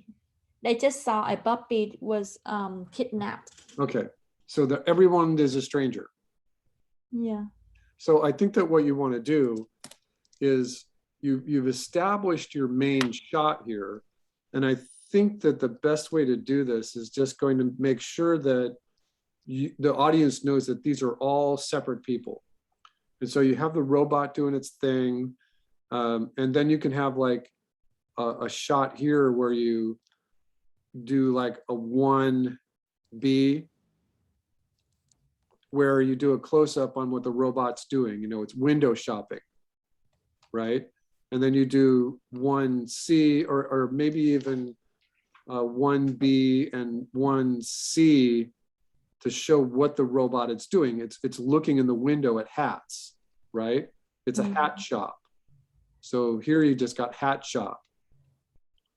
And so you widen out that shot and then you zoom in to show the robot is pretending to try on his hat or something because it's got a reflection in the mirror. And then you do that for this character. Yeah. And then you do it for this character. And then you do it for this character. And then what'll happen is you'll see that you do shot 1A, shot 1C, so you plan it out. So you do the robot, this stranger, and then you do all the other characters. And then when you hit this shot, which will be now panel probably 18, right? But the translation would be 0, 0, 1, L or something like that, because it's all fitting in before you get to panel 1. And then once you could do it either way. You could show this panel first and then all the other vignettes. Yeah. Or you could do the vignettes first and then show this panel. Either way works. Oh, I see. But then when your audience sees what the robot's doing in the window over here, what direction this guy's walking, and what's happening, the dog is like, bouncy, bouncy, bouncy coming down the sidewalk, especially when you get to shot 2, then all of a sudden we'll see that this guy with the ice cream cone was not here, and that it's he just came out of the alley. He came out of a dark alley, which is fine. You can do that. But I think that this is really one way to do it. I don't think that you could try to get all of the establishing characters this far away. Yeah. And that's one way to do it. I think that if you're thinking about, zooming in your camera on one and then zooming over to another and then panning over and trekking over it'd be really complicated shot. And it's easier to break it up into separate little shots within the first scene. I see. So Okay.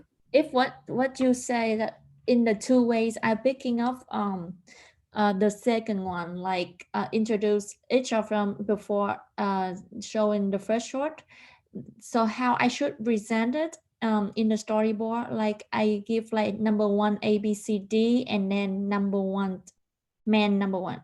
Yeah, on the that would story. that would be fine. And just like I mentioned to Alex, that then you would keep track of the order of the shots on a separate piece of paper, because you don't have to erase all this, right?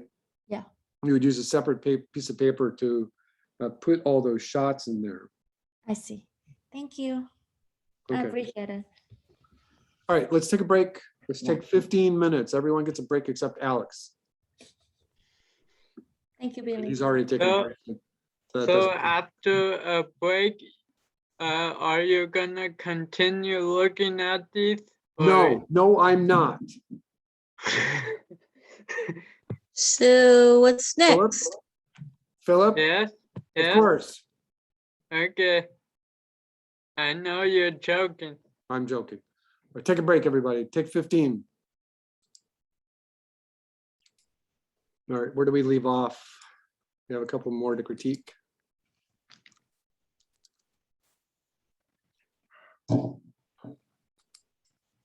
Riley, That's me.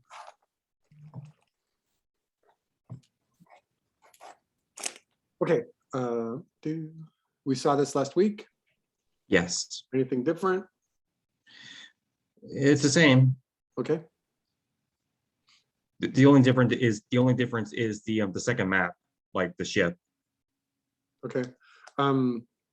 Remember that when you're doing this, sometimes it's a good idea to make sure your 180 is on there.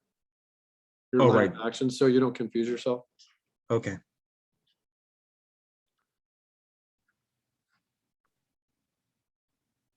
Okay, and, okay. Yeah, you emailed me yesterday?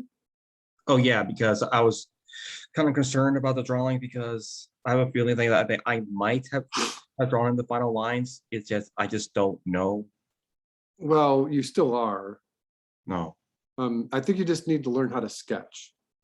You need to teach yourself that for a drawing like this, where is my zoom? There we go. I think you just need to go in there and give yourself a line, and don't worry about the framing, right? And this leg is in perspective, so these guys here are going to be curved, right? And learn to sketch. You could set your perspective with straight lines, but it's always a good idea to learn how to sketch. Just let your pencil think with the poses. Okay, so this is like a Dr. Seuss character, right? Sketching is really important. I think that you're trying to find the final lines here just from the get-go. And I don't think I said anything more in my thing that said that, and we'll talk about this tonight. So this is okay. It's okay to have a gray background with the white characters. That's a good punch. It's a good separation. But I want to know that you didn't spend forever trying to color this. Well, I just didn't. For once, I used a black rectangle, and then like I use like the opacity. I lower the opacity. I think that's the word it is. Opacity. Yeah, and to make it more visible, and then like and now I draw it. I like draw the lines and such, and I erased it to make it popped out. Okay. As long as you didn't spend an hour drawing, erasing and coloring. The idea of the boards right now is to just get them done fast. All right, so these are looking similar from last week.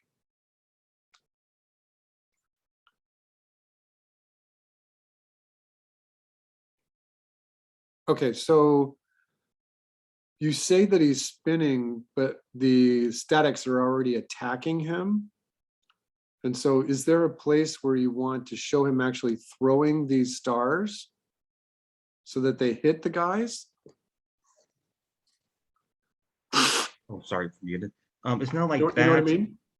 They're the stars. They're power ups. Like when you touch a star, it'll transform like to that object. Like for example, a fire star turns to get the fire tail, and then a spring star, it then turns to a spring tail. So does he turn him with that? Does he turn himself into something? It's just his tail. That's because what looks like happens is that he grabs this star from his pocket. He takes an anticipation, he spins, and then both of the guys explode. Is that what you want to have happen? Yeah. All right. So in this shot 13 or panel 13, shot 9,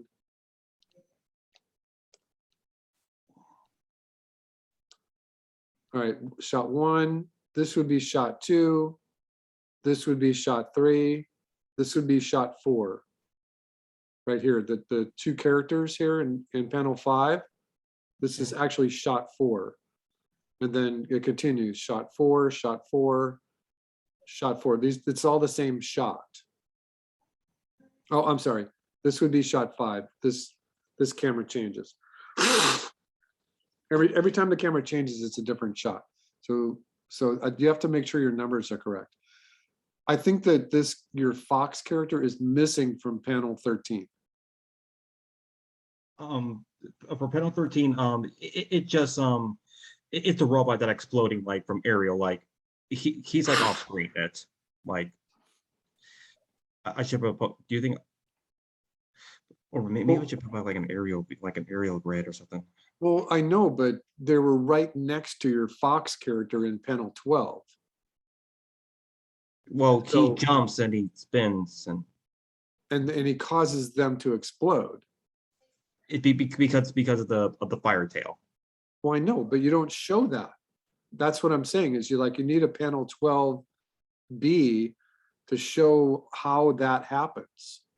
Oh. And okay. Realistically, that is the most fun shot to animate. Think about it. You're the animator. It's like, okay, panel 12, shot 4A, whatever that is. He takes an anticipation and starts to spin. That's going to be really fun, showing how his tail interacts with these two guys and makes them explode. And then he's going to land, right? And that's total fun. So I think you missed the idea of that one action shot where it's going to be really fun to animate. All right, let's continue here. All right, be careful of your perspective. If this is a perspective grid, it should be going to a vanishing point. All right, so he's running. Now he's got a different star, a spring star. He turns his tail into a spring, he jumps. All right, so you're gonna continue this where he's continuing his adventure with different kinds of stars. Yes. All right, so I think you're on the right track here. Go back in and fix drawing number 4 or panel number 4. Okay. You really want to make this your hero shot. You want to make sure that this looks like a really cool machine. Even go back to this one and fix it so that it looks something really cool and ominous. All right. Okay. And you're going to continue working on this? I am, as we Okay. speak. So I see some hands for Riley, please. Like, please. Yeah, I think you're on the right track. Use a perspective grid in every shot. And that's good. So even in these shots here, get your grid in there. This one, you might not need it. In the animated world, this could just be a color card behind. You're just going to use a solid color background. But in 15, 16, you definitely want to use the proper perspective grid. It always helps your art, everything that you do. All right, thank you, Riley, Mr. Riley. Thank you.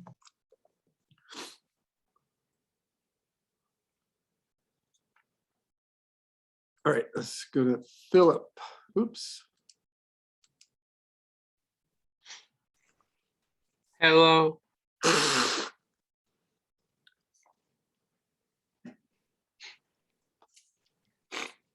Hey, look at that.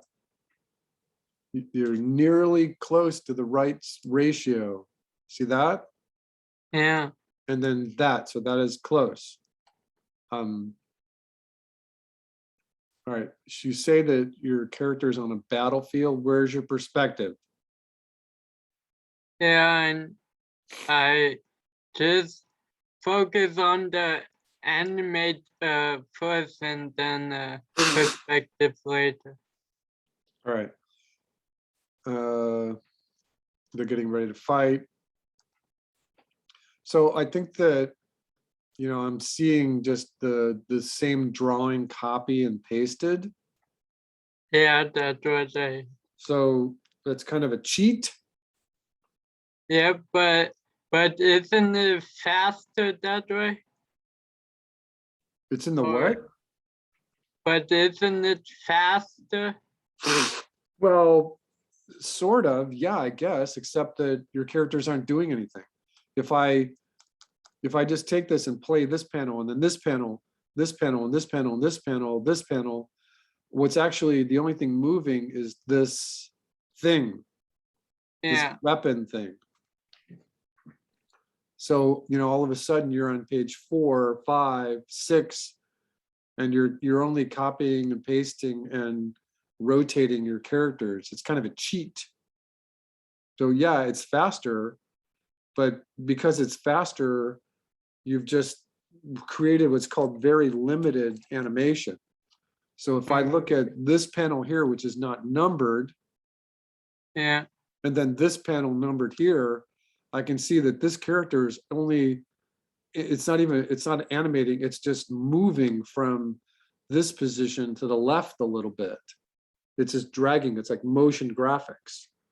It's like you're just taking, it's like you're taking an object on the stage and just moving it a little bit. The idea in animation is that you want a performance, you want acting, you want your characters to change their expression, you know, get mad when they're fighting and happy when they win. And Okay. sad when they lose. Unless you're Chloe, she's sad when she loses. She's happy when she loses. What? So I need different expressions for every single one. You need a different expression to tell the story, yeah. And what are these Yeah. circles now? Those are bullets. Like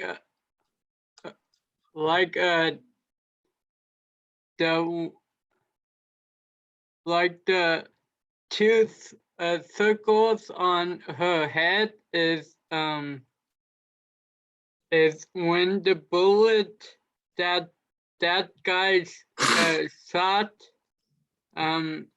it leaves like a bullet hole mark, so they know when she was shot. So she got shot in the head. Yeah, So and the bullet went right through her head. yeah, So causing it to die. so I you know, I grew up in Ohio, and you can hold that against me if you want. But normally when a character has a bullet hole in their head, doesn't that mean that they die? Yeah, but not in. Not in Philip's cartoon world? No, Philip cartoon world is like when she collapses, she officially die, not standing up.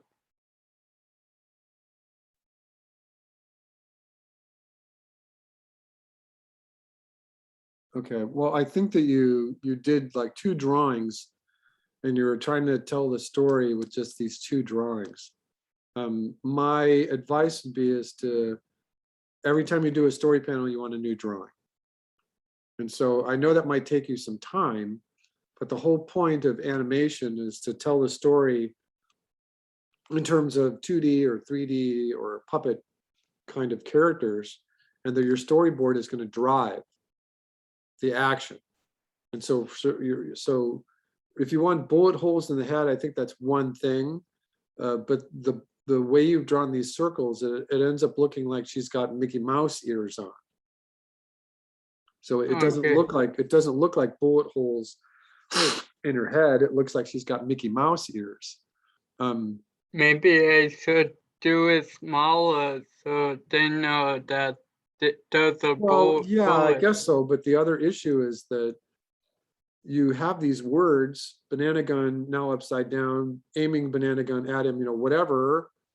You need to show that action with new drawings, not just changing a little bit of it, copying and pasting and changing a little bit of it. It's a very limited way of animating and a very limited way of drawing the boards. So remember, if these are supposed to be holes in your head, it should look like a hole. Yeah. And that you're missing your panel numbers, your shot numbers, you're missing the slug Direction and the slug. and the And the background, foreground, and midground. midground. Yeah, that'll all help this. Yeah. So that would be the next improvement. Can I see some hands for Philip, please? This was good for Philip. And I think that this would be good to get you into the next phase. So the next phase would be is to actually take what you've got in terms of where your characters are on the screen and what they're doing, and then draw what they're doing. You need a new drawing every story panel. Okay. Basically, you need a new drawing every story panel. Okay, I tried that. Sometimes you can get away with holding a character because the character's not doing very much or nothing at all. But for the most part, you need a new character drawing every story panel. All right, thank you, Philip. Gio. Thank you.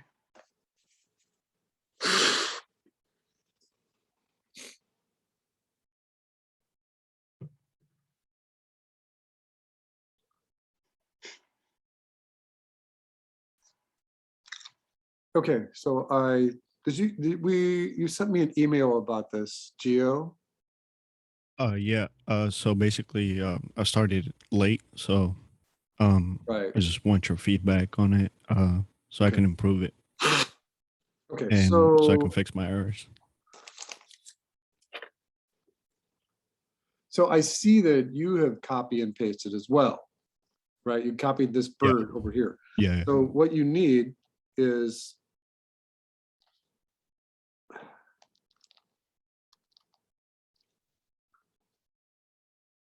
a story panel outline in this shot here, and then the camera move. Oh, okay. See it? And so then you have cut. Then you write cut. Right? And then you get to this bird, and he's doing a dance here, 1.5 seconds. But then look at this next panel 5.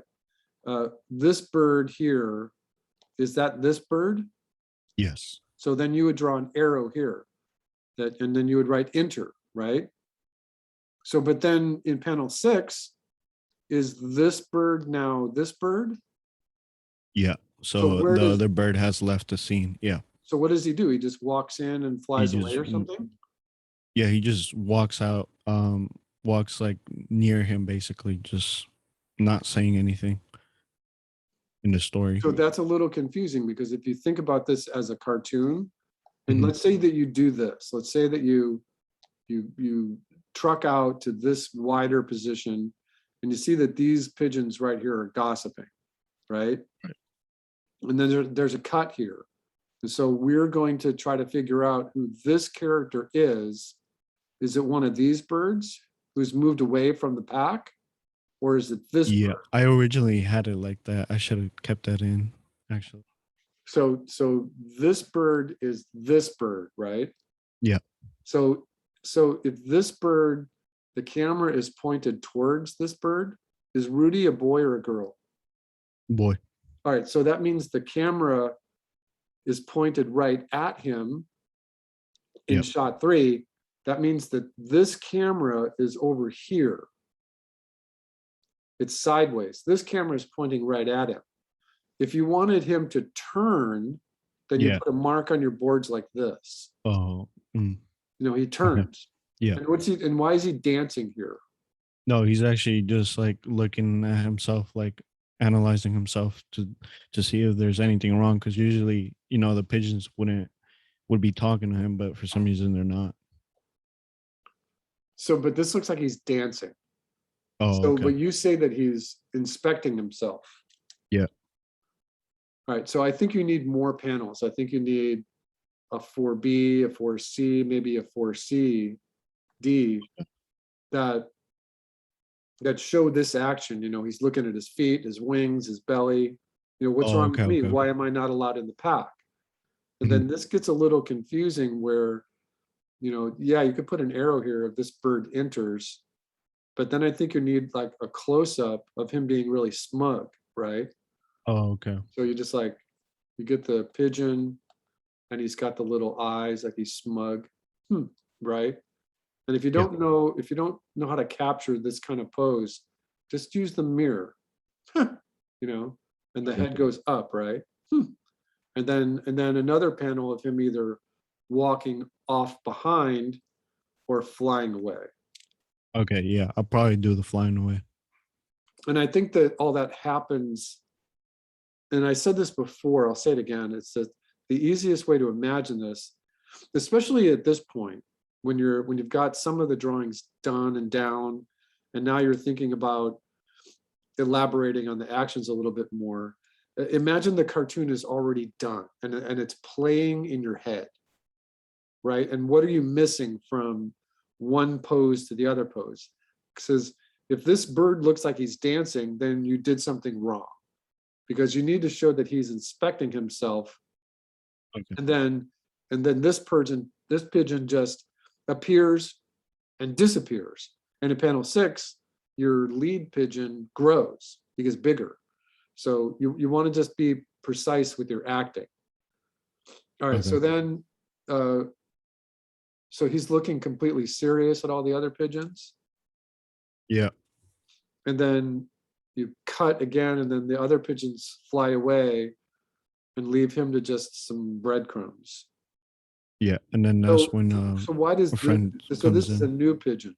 Yeah. All right, so I think you need either a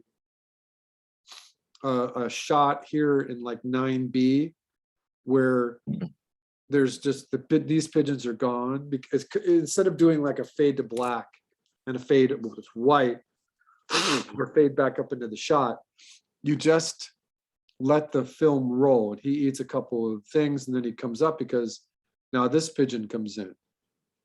And so then you have it landing. I think you want to get the drawing of that pigeon flying okay. and landing, and then he comes up, and then they switch places on screen. So this is an important interaction here between panel 11 and 12, is that not only is your camera gone from a normal neutral camera where you should show your perspective, now your camera is like a tall adult's eye view camera, and there's really no reason for that.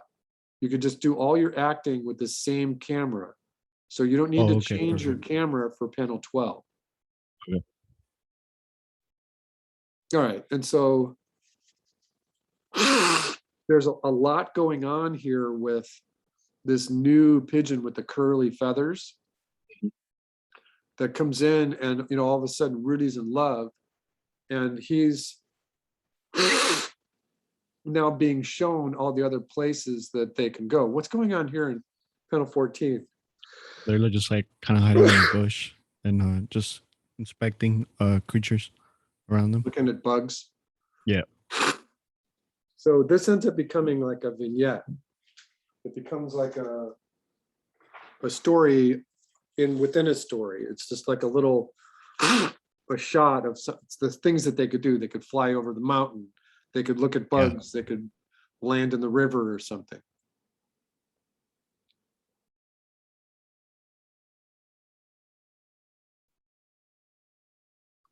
All right, so you have a lot going on here with the directions on panel 15. Rudy was having a great time, but he was asked why she wanted to go out, and that, why? What does that mean? Is he questioning her taste in boy pigeons?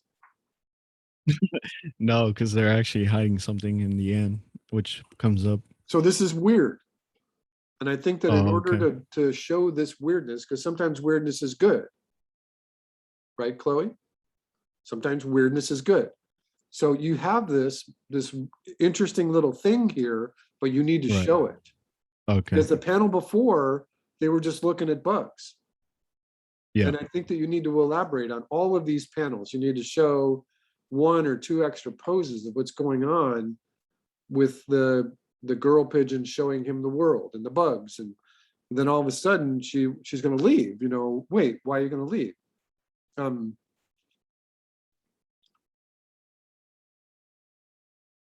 Yeah, I think that you've got words in here that are describing a good story, but you need to get those words now visually.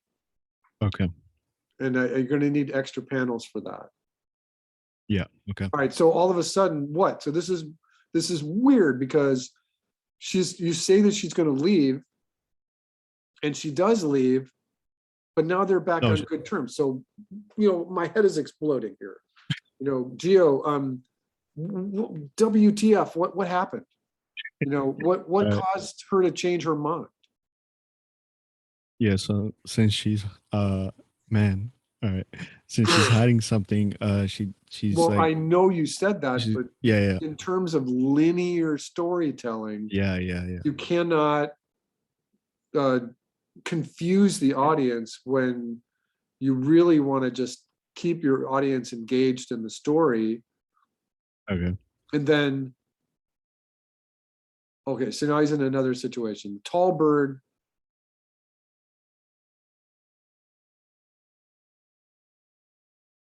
All right, so this is weird.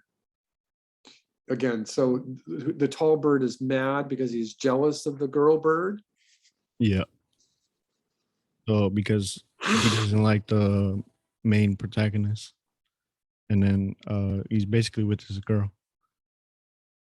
All right, so but then you have a complete hole in your story, just like we talked about last week, Chloe. Yeah. There's a really good example that. So was this all a ruse to get Rudy to the party? Yeah, so they can set it up. But you have a problem here. You have a big problem. What is that big problem? That I'm not showing it enough. Well, that's a technical problem. What is the big, huge story problem?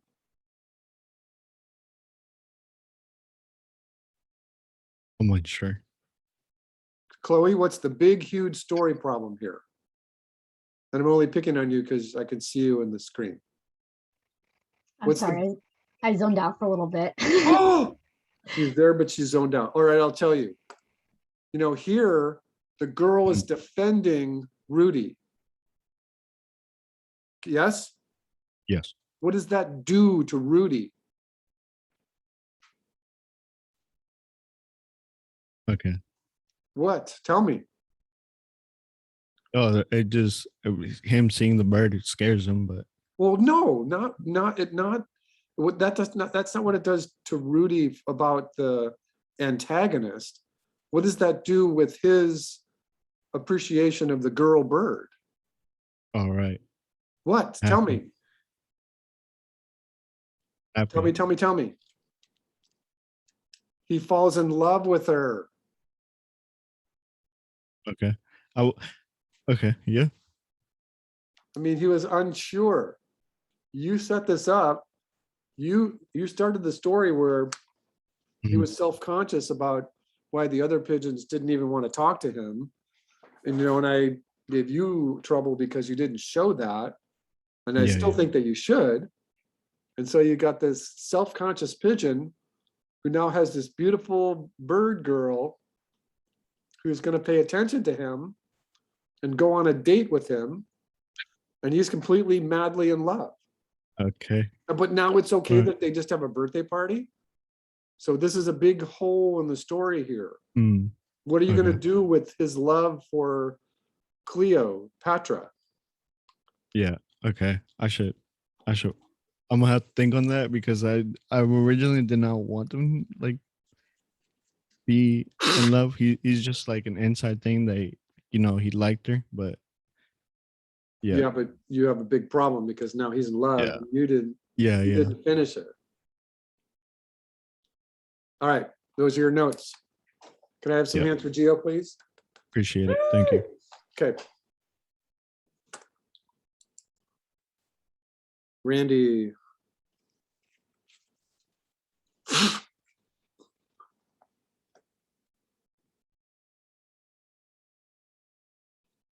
All right, we saw this last week, 2 weeks ago. Randy. Is Randy here? I don't remember admitting Randy. Randy, are you here? All right, maybe he'll watch the video, so we'll do this quickly. All right, so Randy, you have the map, you have your camera. If you have action where your camera is moving left to right and then turning, draw the bird's eye view, draw the top-down view of what these characters might look like in that map, please, so that you're not going to confuse yourself.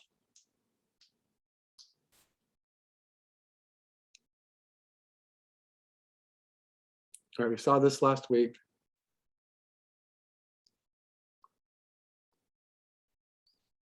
All right, it looks like you've added some shots.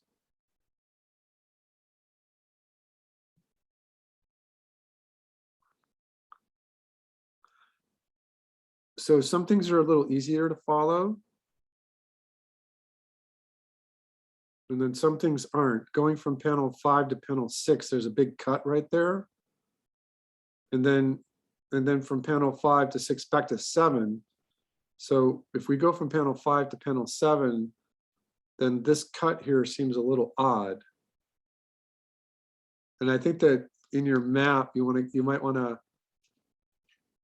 number your cameras and then follow that numbering so that no one's confused about what's happening. You are still in thumbnail form here. And I was really looking for more finished boards today. But I think what you need to do is, before you do that, go back in here and make sure that you're, again, sequencing is working. Just think about the movie playing as if it was done already. And if you're going from panel 1 to panel 2, if it's a cut, put the word cut in there. And you've only got 17, so remember that's about a third of what I was looking for a project like this. All right, thank you, Mr. Randy. Hands for Randy. Paula. Yes. Okay. Now, did you email me too? No. Okay. It's been a crazy busy week so far. It's only Wednesday. Yeah. Okay. All right, so this is the same.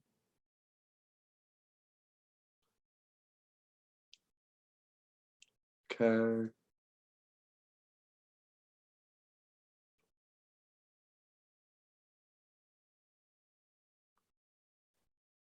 All right, so you added this. I'm not exactly sure what it means when you say summer zoom.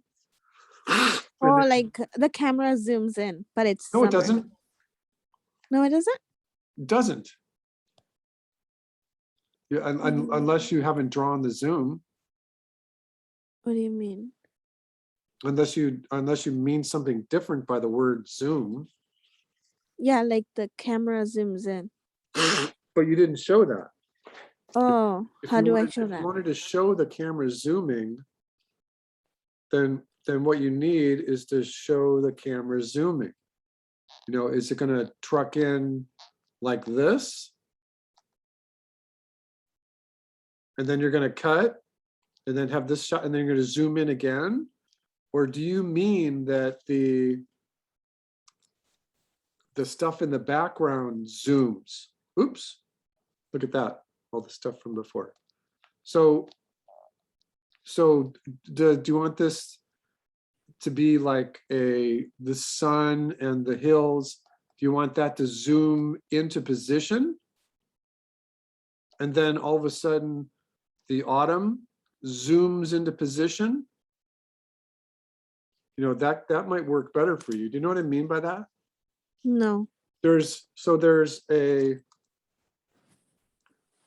There's an open space between the curtains and the windowsill and the curtain rod that allows the background to be seen. And so this ends up being a piece of artwork that is behind. It's the background. It's behind everything. Mhm. So, and it might be bigger. It's like, well, actually, it could be really long, so that this hill continues and there's a tree, you know, and then all of a sudden, you come over here and the hills are like this, and these clouds, there's some clouds over here, but now the trees are autumn, right? So it's a really long background. And what happens is that this is position A, and then it zooms this way into position B. So nothing moves except the background through this little window. So this is like a hole. It's like a hole in your drawing. Does that make sense? So I draw it like how you have it drawn there, or Yeah, how you draw like a big long background like this, and you say, I'm going to start from position A, and you're going to do a pan. This is a pan. Mhm. And if you want it to move fast, like you're saying zoom, then you can say zip pan. You can have it move really fast. it's I just- see. And all that's happening is that it's like it's like, you see what I'm doing with my fingers like this? Yeah. And then, so your fingers are staying, and then everything behind it is just moving. Okay. Yeah, I understand. All right, then you show your plants. Okay.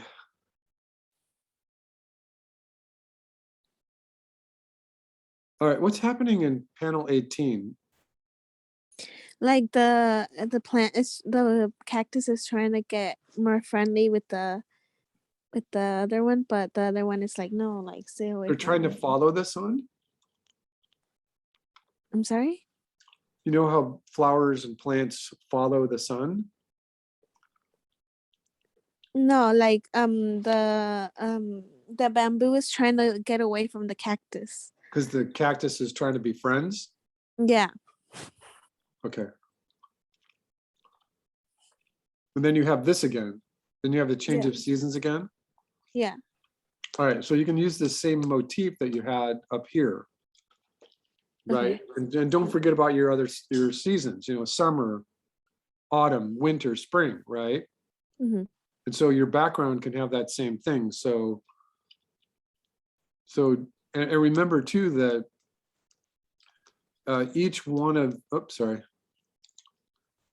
So the drawings that you do for this little scenario right here are the same as this one. And so there's a couple of different ways you can handle this. One is that you could take this drawing right here, just right here, and you can fade it off and then fade this new drawing in. Mhm. So it's called a cross dissolve, where summer is just going away and autumn is coming on. And then autumn can fade away and winter can come on. You know what I mean? Yeah. So you don't have to do the pan thing. It might work better for you if you don't. All right. And then by the time you get here, you're doing that motif again. And now you're going winter, spring, summer. All right. So now what's happening here in panel 20? It's like, what is it called? Like it notices that it hasn't died yet, like the other ones did. Oh, you haven't left. I see that. All right. So why was the bamboo afraid of the cactus? Was the bamboo afraid of the cactus because of the spines, the spiky spines? No, because he didn't want to get close to it because he was scared to get attached. I don't know.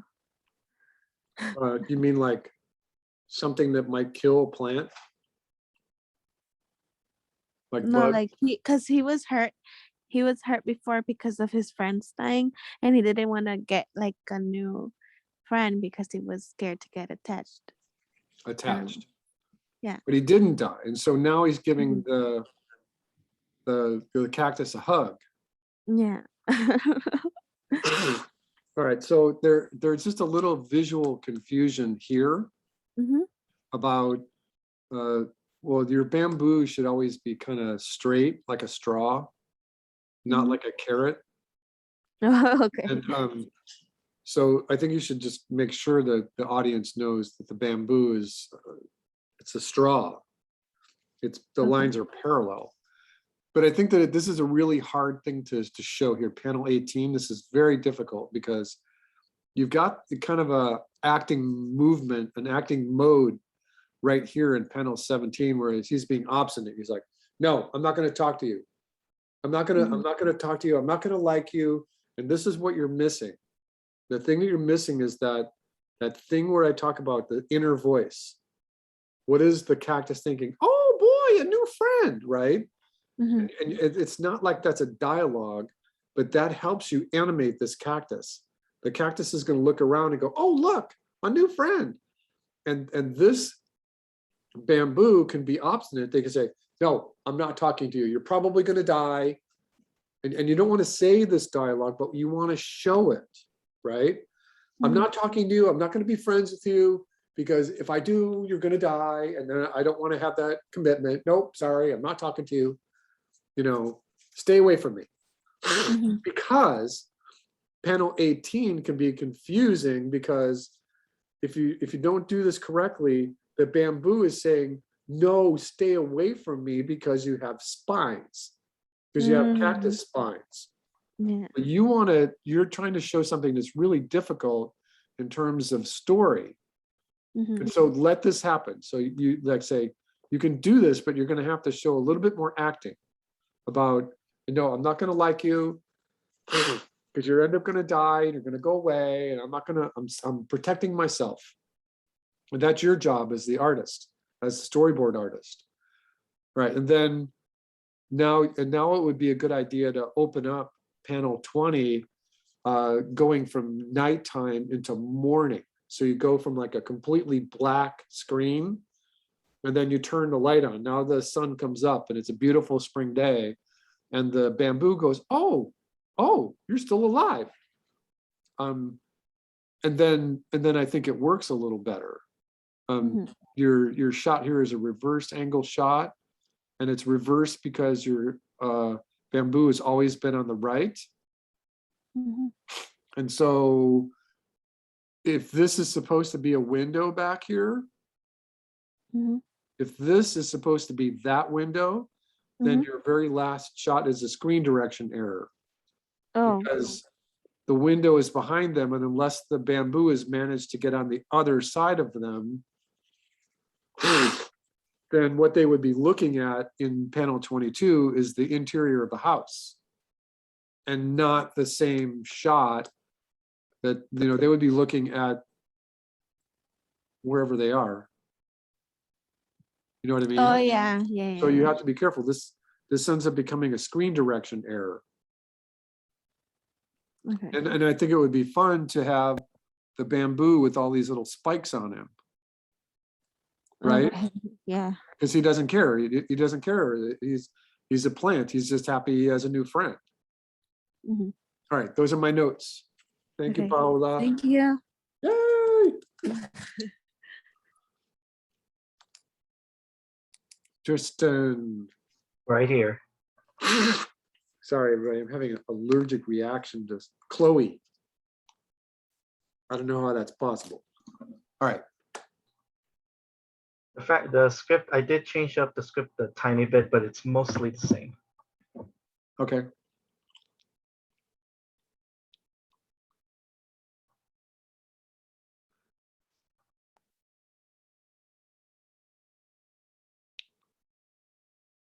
All right, so a couple of things here. You have a wide shot interior factory. You have the worker entering, and then you, by panel 6 here, you cut, or actually panel 5, you cut to a mid shot of this character. Because it's a new And shot. it might Yes. work better if you try to plan on some sort of truck in so that the camera is just slowly moving in on him. So All right. that the panel, so when the character enters in panel 6, it's not as much as a surprise. All right, so he's nervous.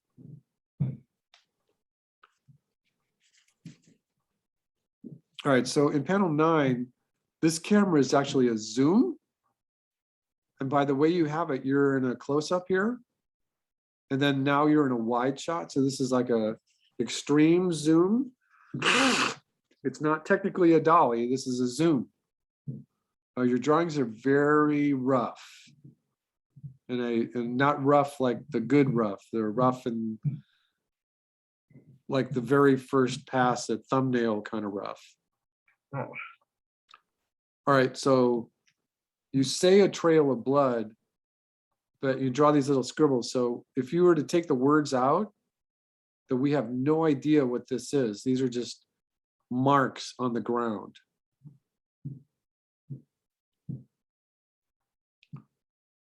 All right, so I'm just gonna, so I think your drawings need to be improved upon. But let me look and see what your sequencing is like. So your character goes down this hallway, and then the camera does a 180, and then another 180. But then you have a robot starts to chase him down the hallway.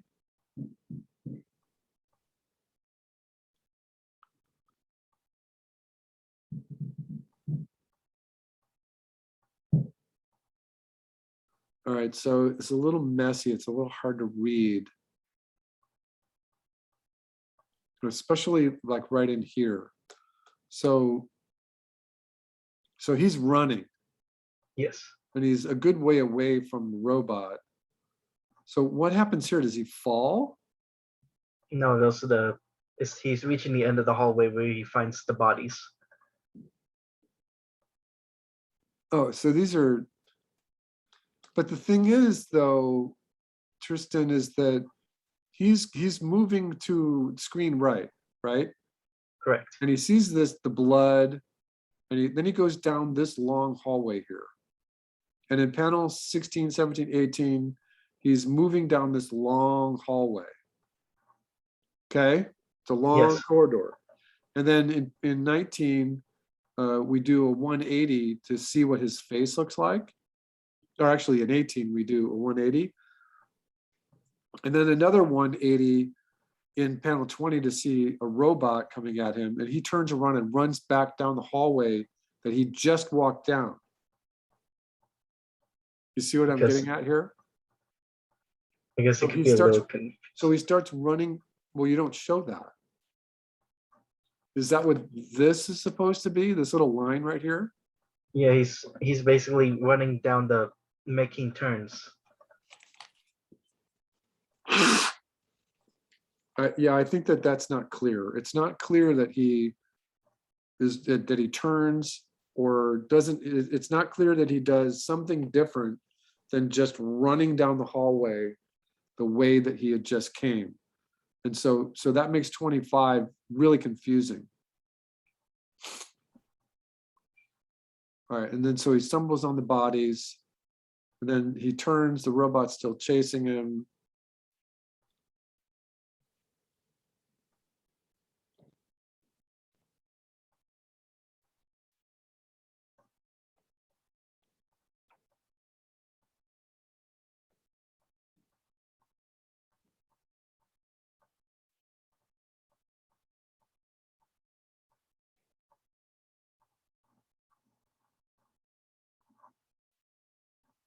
All right, so the worker is going to do the same thing that your character just did. No, these are the storyboards. Oh, I see. Oh, I see. Okay.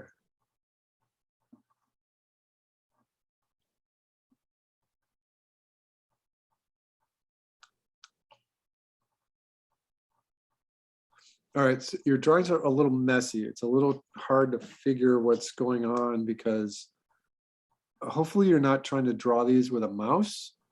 No, I'm using a stylus. Well, train yourself to be more gestural with your stylus.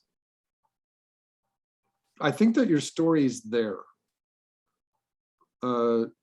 So this one's a little confusing here. So you're, and you can't do this, by the way. You can't have a square panel that goes into a full panel. Your panel needs to stay the same ratio. Okay. You know what I mean? Yeah, I know what you mean. So these bodies get up?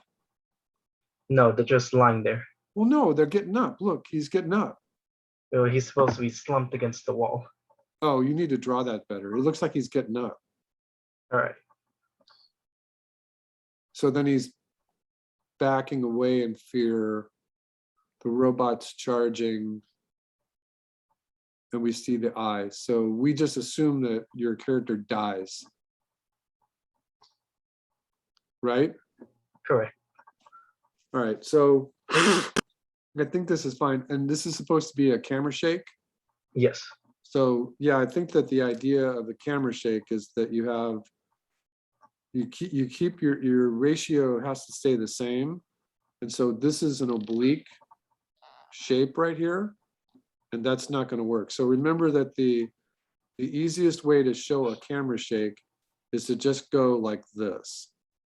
Just put little rotational arrows on the corner. Okay.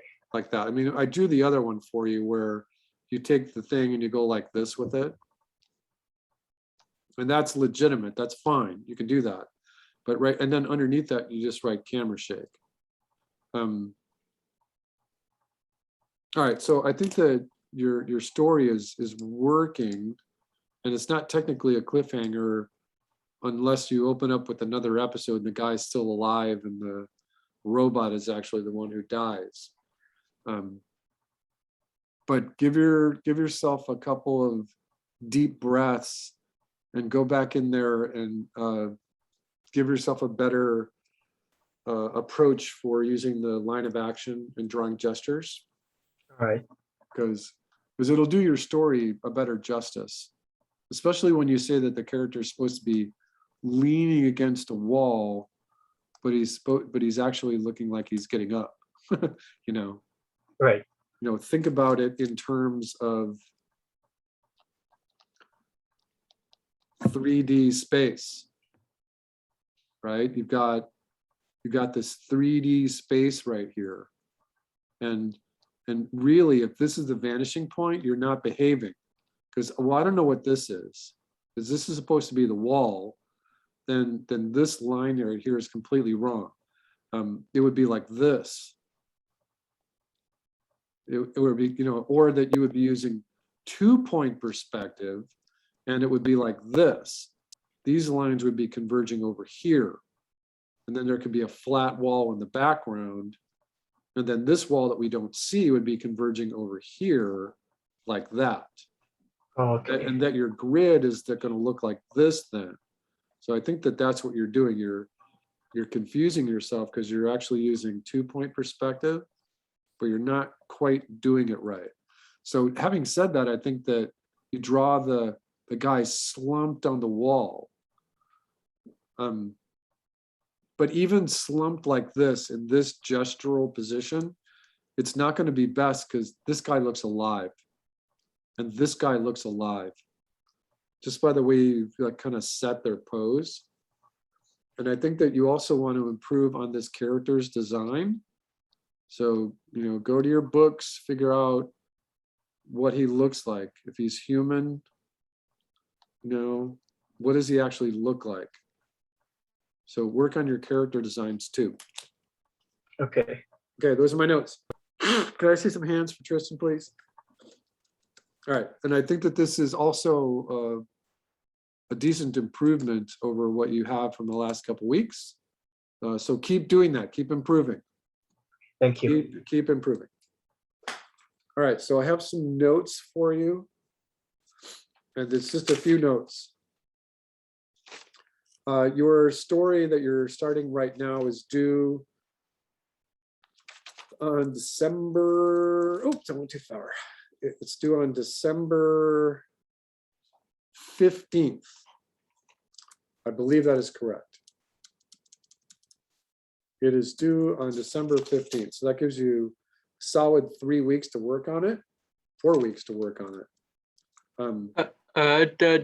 The tone one or the one For this one, I where want you adding tone. And so you can do it either way. You can add a little gray tone or just pencil shading to your character. Or in Photoshop, you can just paint bucket your character gray. Or you can paint on another layer underneath them and just do it loosely and quickly. And I can show you a couple of different techniques to do that next week. The easiest way is to just, if you're drawing it with pencil, just turn your pencil sideways and give yourself a little tone on your character. That just separates it from the background.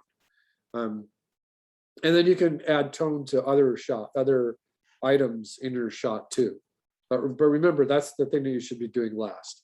Your story should be about the same, 35 panels, which comes out to about 1.5 minutes. Remember, I'm looking for next week, I'm looking for the idea, your script, your character designs. What do the character designs look like? Well, who are the characters? What are their names? What's the basic thing? Who's the antagonist? Who's the protagonist? Who's the hero? Who's the villain? As long as you've got your script, then you should have some maps. And if you have maps, and you could have thumbs going as early as next week, I'll be looking at whatever you give me next week. Remember that when we meet next week, the very next day is Thanksgiving. So try to keep it quick. Yes? Yeah. Try to keep it quick. And if you need to peel away from your family, peel away from your family, because you have family obligations, just let me know. And I'll try to critique your thing online. It's a very busy week for me too. I might be able to just say, I see this, and I'll try to respond, but I can't promise you. I might try to respond during the session on Wednesday night, so that I could put a Zoom recording back up into YouTube. So if you at least put something in the classroom and you have to be absent, I'll run the critique and record it and put it on YouTube. So as far into this final story that you can get, ideas, scripts, characters, maps, the same pre-production thing. This is your final story.